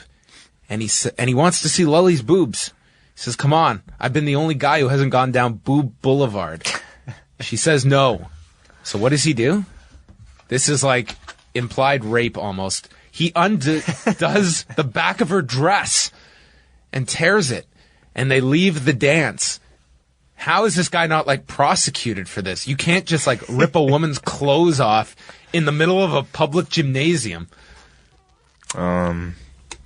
This is Oklahoma, where they're pretty lenient on laws. All right. Well, it leads to a scene by a water fountain where Cal and Lully kiss. And then we see Cena in a bar. You know what? I wonder, though. This is I feel like this is something that we've seen in many movies where a girl is a slut, but you feel sorry for her. And in the end, she becomes, you still a good person, a good girl. Why haven't we seen this in professional wrestling? Where you have maybe a female valet that's a slut, and then that's what she does a babyface turn. Victoria, she was one of the Godfather's hoes, and now she's but it was never mentioned in storyline. Kelly was an exhibitionist, and now she's become but was there good girl? Was there ever any point in the storyline where maybe Evan Bourne rescues her and says, "Kelly, you gotta tease the guys first, and then maybe that's got to be Vicky's role with the divas. She's got to be Patricia Clarkson on TV." But I don't know. I don't know why we haven't seen this. My thinking is that maybe once you call a girl a slut on a professional wrestling stage, the audience will just love calling her a slut, and will just label her a slut from then on. And maybe it just won't work. Yeah, maybe. Sorry. Cena is in a bar by himself and he buys a beer. But then he has a moment of reflection and he decides to pay for the beer but not drink it. He's not going to have a beer, Way. So I guess he was an alcoholic, which I didn't know. They never once said that. It was just implied in this scene. And amazingly, some people got that. Then he walks out of the bar and these three guys approach him and they want to fight. And it ends with Cena putting one through a glass door. But then he takes a pipe to the back of the head. This was right out of the Fit Finlay Ming spot at Starcade 99. Only the guy actually came from behind him and not in front. And then Cena had to sell not seeing him. Yes. So and Ming wasn't arrested. Yes. Go back to the house and the mom gets a phone call who says, "It's Mike." And he's It says it's Mike, and he's drunk and in jail. And Cal says, "I don't believe it." And the big reveal here is that he's been training with Mike. And we get a campy musical score here, where the mom is upset because she has no relationship with her son, but Cal now does. And they're united by this horrible amateur wrestling. So we then hear the story here where Mike wanted to go scout one of his wrestling opponents in high school, and he pressured his dad to take him in a blizzard on the streets, and it led to a car accident where the dad died. And Cena wrestled for another year, then got injured, and his mom always secretly blamed Mike for killing her husband. And Mike could sense this blame. Mm-hmm. And this was very good, very emotional. This woman totally carries these scenes. Patricia Clarkson. So the mom goes to the courthouse and she bails out Mike, and she mentions that she was dating a district attorney for 20 minutes, and the DA who dated this woman for 20 minutes tracked down the waitress at the bar who is willing to testify that Mike did not drink or start the fight, and Mike is free to go. I'm amazed by the court system in Oklahoma. It's fantastic. That's pretty cool. And then she delivers this heartfelt scene about wanting her son back in this questioning room. Uh-huh. It was really heartfelt, and it was really odd just to see John Cena in this scene. Here you have... He just sat there and observed. But here you have, and especially this and the next scene after this, you have John Cena... You have an Academy Award nominee giving a fantastic performance, very emotional. Standing directly in front of her is a guy who's used to making fat jokes on Raw, John Cena. Bit of a disconnect. And then it all builds up to this big tournament that Cal is in. And he wrestles his first match with none of his family there. He's all alone. And he wins his first match. And then he walks out, and he ignores Lully and Donald in the crowd. And then on day 2, he returns, and Danny Glover shows up, whose name is Red. And we didn't really see too much of him in this movie. He was in, the first scene where he's just this old guy who fishes. Yeah, he was in a couple scenes he just always gives pep talks to Cal whenever Cal is the wise old man. Yes. That's his role. So he shows up here, and Cal is surprised that he's there. And Danny Glover says, no one wants you to win. They just don't want you to quit. So I'm going to go get a coffee, and I'm going to go watch. And then in the next scene, he was shown sitting there without a coffee. So they must have been out. So Mike shows up. What? No, nothing. You're not a fan of my reviews. You pick up on funny things. You're very funny, man. Well, why was that line there? Couldn't he have just said, I'm going in to watch it? Instead, someone scripted the line, I'm going to get a coffee. Then I expect him to have a fucking coffee. He probably finished his coffee, or maybe he has his coffee down on the ground. No. There's a fucking gymnasium. Someone's going to knock it over. I don't think they even sell coffee in high schools. I think it's illegal, actually, to sell caffeine products like coffee in high schools. I never had coffee in my high school. Maybe he just decided, maybe I don't want coffee today. Maybe I want a ginger ale. Don't put a line in there. Put the line That's in my there? problem. You should have said, I'm not going to drink a coffee. I'm just going to sit down. This movie, this was it for me. I was furious. Mike shows up. Cal wins his next match and injures the guy's shoulder. He's a very stiff worker. Mike congratulates him, gives him a pep talk. And the coach comes and says hi to Mike as well and says, you can have a seat next to me in the coach's position for the next match. Cena, contrasting this part of the movie to the earlier part of the movie when he's in a very unhappy and mysterious state, he is starting to show more of his tried and true delivery that we see every week on Raw, where his personality comes out, and it really is the same type of fun delivery that he does on Raw with his comedic promos every week. Yes. Before the match, Cena and the Gnat are with Cal, and he receives this giant present from Lully. First, he takes it out, and it's a motor. Or a pump. It's a pump, everybody. I don't know what this pump is for, but it's some pump that he needed. And it also comes with this hideous robe with flames on it. And all I could think of was that, what if he had lost that first match in the tournament 20 minutes earlier? What would he have used any of this shit for? She would have had to return it. What would he have used this robe for? Wouldn't she have given it to him before the first match of the day? I guess she was very confident in him. Who cares? So Cal then comes out, and suddenly it's a pro wrestling entrance where he's got pyro, confetti, and he's coming up to... It sounded like some Eminem knockoff tune, which was probably John Cena again. Yeah, I doing think it was his entrance music. I think it was that same song. Just another issue. It's like, why...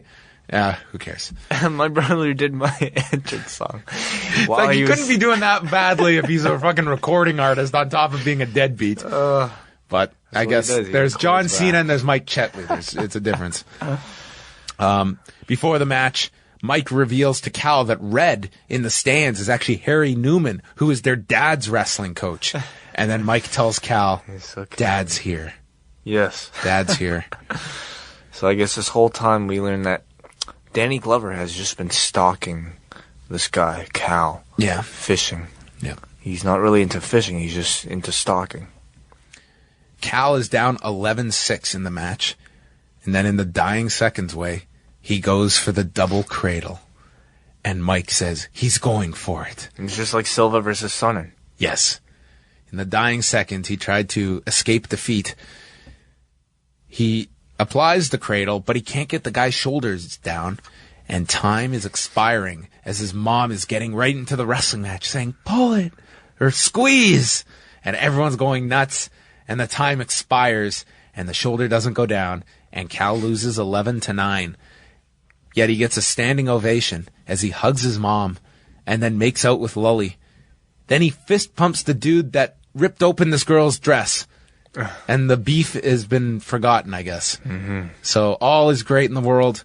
Cal does not win the big match, but he's won the bigger match way. He's won his family back. And it ends with another lovely monologue from Danny Glover saying that he was supposed to look over the children of his student and that they're doing just fine. And that's how this lovely movie ends. Well, I gotta say, the MVP of this movie experience has to be John Pollock, because while watching this movie, I really had trouble nitpicking and finding fault with it. But John, you have absolutely done a great job of it. Thank you. Yeah, it's what I do, eh? No, I mean that, and I mean that actually is a skill that is respectable. Yeah, they call it jaded. I don't know. To me, it's like you put WWE Studios, the logo at the front. This was just another movie. Like, it was just nothing. There's no incentive to go watch this movie. It's not a great movie. No. It's trying to be, but not. So it's like, I would much rather WWE produces like a million See No Evil movies with Kane, where it's just absolutely ridiculous and that I can enjoy. I love See No Evil. It was exactly what I wanted. Campy horror shit with Kane. This was like, we want to get a nomination for this movie. No, I highly doubt. That was totally their focus here. What, for a straight-to-DVD release? It was not straight-to-DVD. They had a theatrical release for 2 weeks. They had a 2-week release. They did about $100,000. Okay. Well, I don't think anybody expected this to be an Oscar contender. But I think, in fact, we wanted to watch this to find cheesy elements of it. But I really did enjoy a lot of parts of it. And I think Patricia... I would have much Clarkson was rather... I great. guarantee you I'd like this more than Knucklehead. I think Knucklehead would have probably been a lot easier to review. Oh, maybe to review, but not to watch. But I don't know. I will say, though, this is probably one of the few good wrestling movies, like a movie involving a pro wrestler, that I would say exists. I wouldn't say it was good, but I'm not going to call it the worst movie I've ever seen or anything like that. All right. But it was, Patricia Clarkson was fine in it. John Cena I didn't find too inspiring at all. He was pretty... nothing. He was protected. Very protected. He was protected. He was the name on the marquee, but he was... It was Paul Heyman booking. He was very limited in his role. All right, so that was legendary, everybody. If any of you watched that movie, please let us know. We're going to get into our feedback. What's now. your rating, John? Oh, on this movie, I'm going to give it a 3.5 out of 10. You're giving it 3.5? Okay, well, if I am grading this on the scale that we grade the wrong side of town on the scale that we grade Starrcade 1999. And based on that scale, I give this an 8 out of 10. 8? 8 out of 10. Holy shit. Like I said, I had trouble finding too many faults with it. My standards were not that high for this movie, and it was an enjoyable viewing. I'm glad you enjoyed it, Way. That's great. 8 out of 10. An 8 out of 10. Fuck. That was like... That's 2 below what we gave, like, When Worlds Collide. Exactly. Wow. What I was thinking. All right. Let's get into the feedback, everybody. Ben Breezebaugh. Okay, here we go. I saw Legendary when it came out on DVD. It really wasn't that terrible. Just your standard sappy movie aimed at a middle American audience. Could have been made for TV.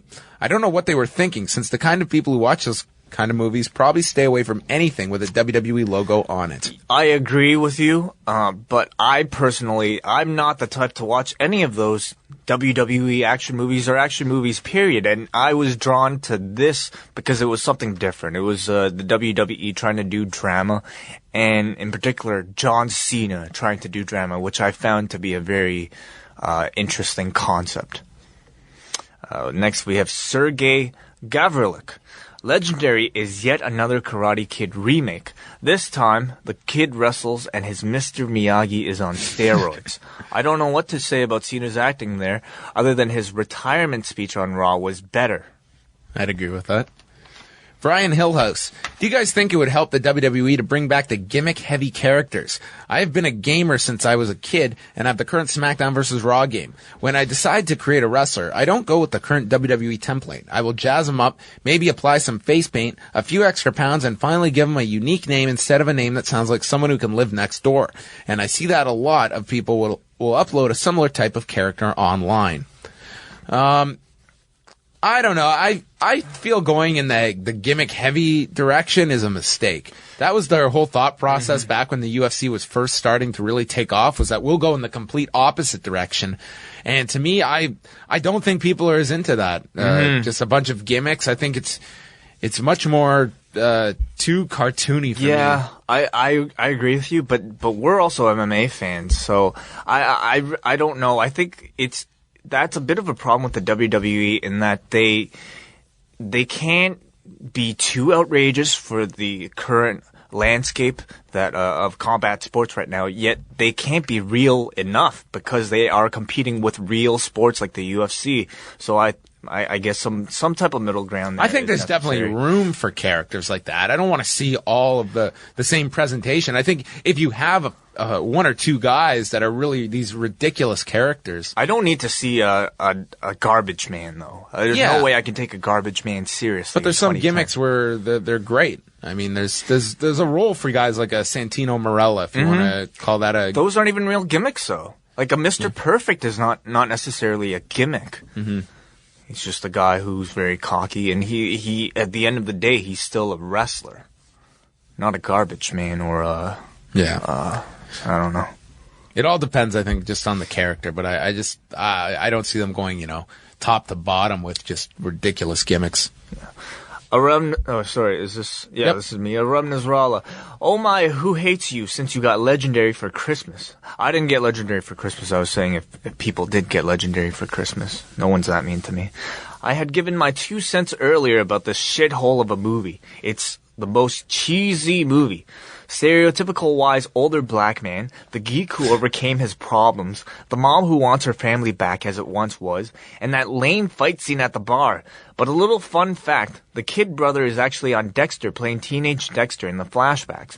The Marine and 12 Rounds were Oscar-worthy winners compared to this crap. I haven't seen Knucklehead yet, but I am pretty sure it's more easy to watch. I don't know about that. We'll see. And for last week's info about what you like to view live.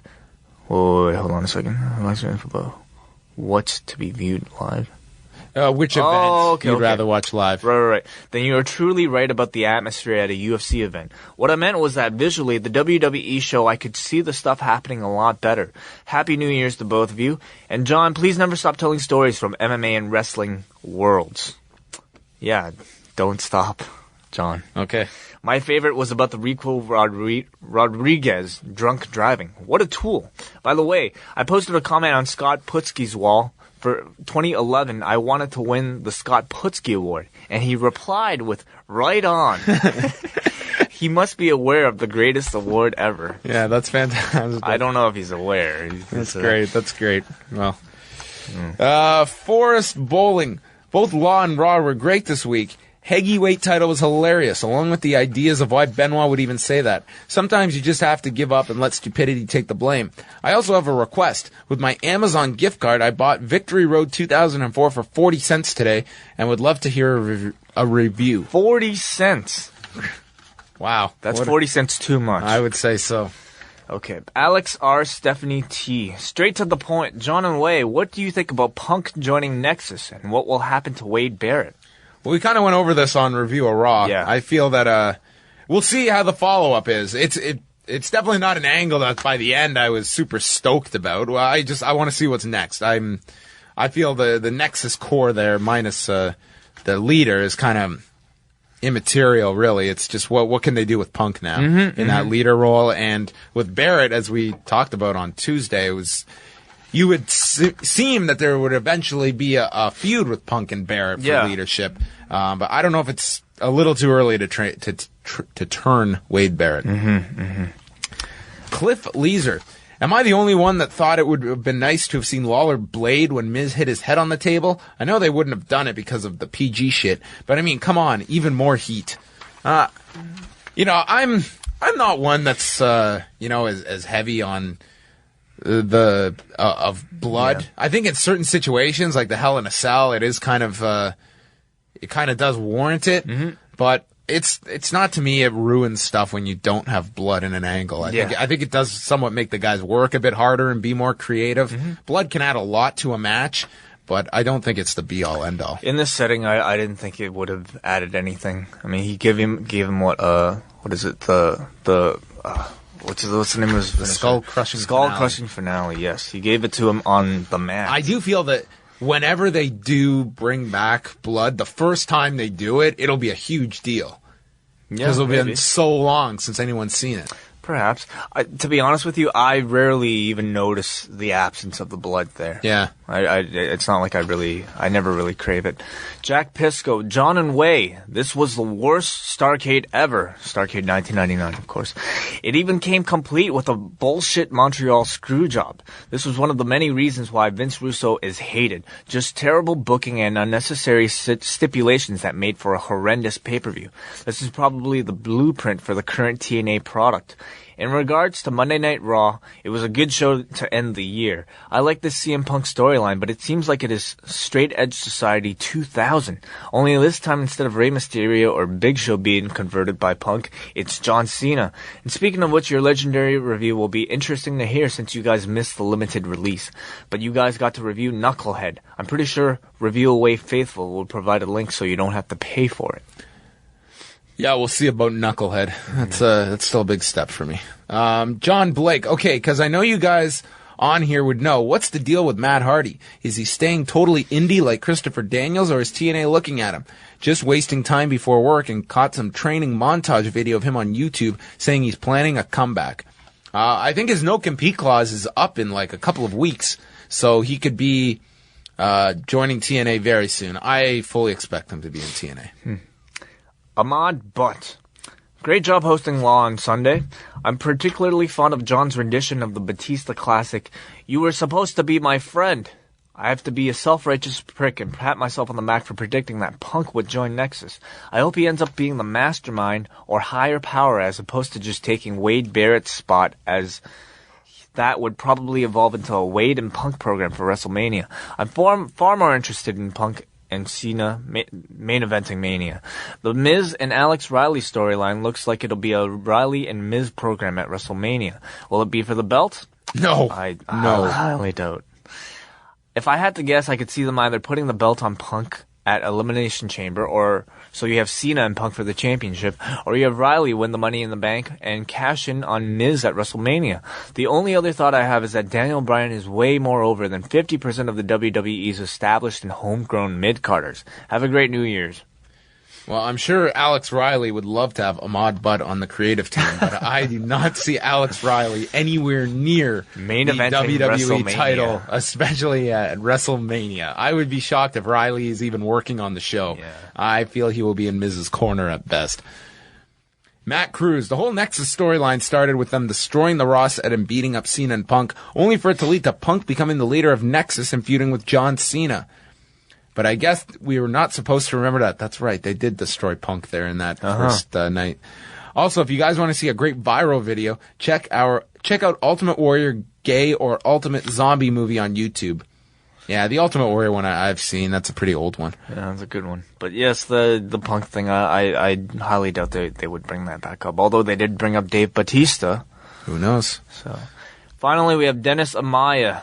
What an excellent edition of the Law and Review-A-Wai this past Sunday. I applaud both Joe Poe and Wai for putting themselves through some of the worst events in the history of life. And now you're reviewing this movie? I once again applaud you. Happy New Year, and hopefully 2011 will bring even worse movies and events and even better reviews. Well, that's the pessimistic outlook we love people to have. Yes. So that brings us to an end as we kick off 2011, Way. Yeah. And we'll finish off for next week. I thought we could take a look at the 2000 Royal Rumble, which amazingly was 11 years ago. Mm-hmm. And I'm starting to feel really old when I can remember these events. That's right, it was 11 years ago. And who were the main competitors of this Royal Rumble? The Rumble at that time, we would have had... Isn't this the one with the Hardys and... The Hardys against the Dudleys are on that show. Yes, as well as Mick Foley's retirement match. This was the match of the year in 2000 with Triple H and Cactus Jack. Not his retirement match, but... The month before that, yeah. yes. So we'll see how that holds up. And yes, this one took place from Madison Square Garden, and all of the talent showed up at this pay-per-view at Madison Square Garden, despite any weather problems. Were there weather problems for this show? On the weekend, I'm saying at Madison Square Garden, guys couldn't show up. So this one, I gotcha. The weather did not affect it. So I thought we could review that as we get into, we're just a couple of weeks away from the Royal Rumble, and we'll take a look back at that show. But Way, as always, when I pick, you get to pick the music going out here. So do you have a tune in mind? Let's go with Crossroads by Bone Thugs and Harmony. All right, Crossroads, everybody. By Bone Thugs and Harmony. Well, Mary, don't you tell them Martha not to Martha, don't you Pharaoh's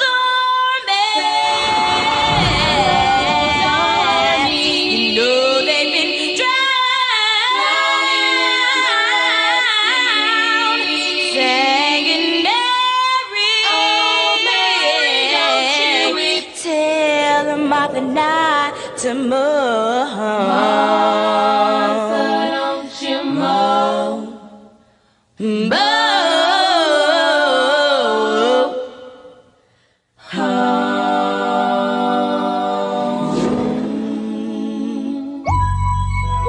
Boom, boom, boom, boom, boom, boom, boom, boom, boom. Now tell me what you gonna do when it ain't nowhere to run. When judgment comes for you, when judgment comes for you. Tell me what you gonna do when it ain't nowhere to hide. When judgment comes for you, 'cause it's gonna come for you.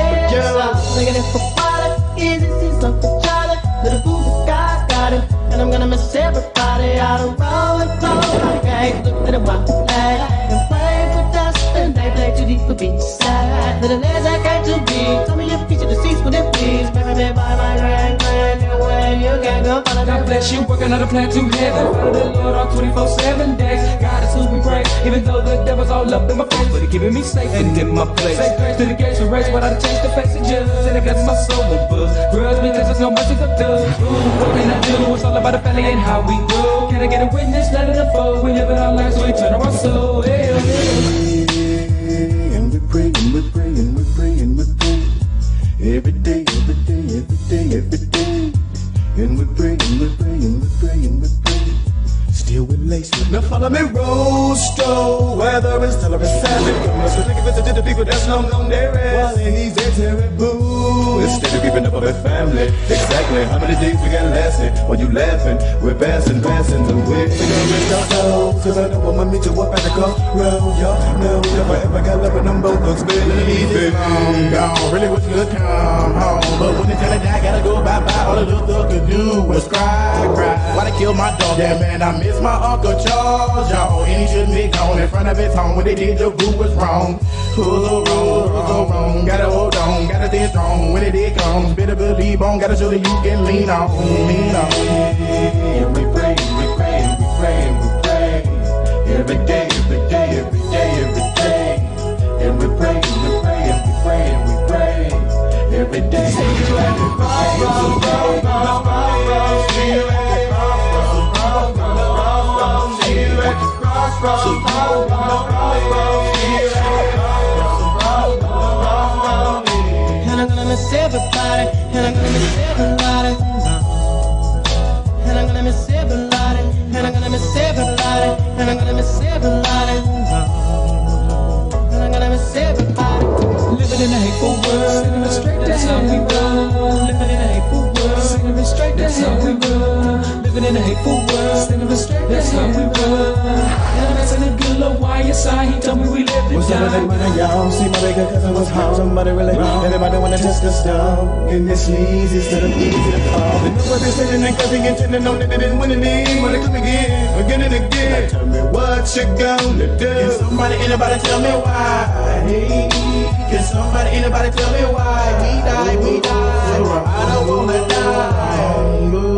So wrong, wrong. See you at the crossroads, so you won't be lonely. So you won't be lonely. See you at the crossroads, so you won't be lonely. So you won't be lonely. See you at the crossroads, so you won't be lonely. So you won't be lonely. See you at the crossroads, so you won't be lonely. Like I said, not all legends are about victory. Some are about struggle, finding out who you are and your reason for being. Big Mac Chetley died before he had a chance to finish the job. That was his greatest fear, that Sharon and the boys would struggle on without him.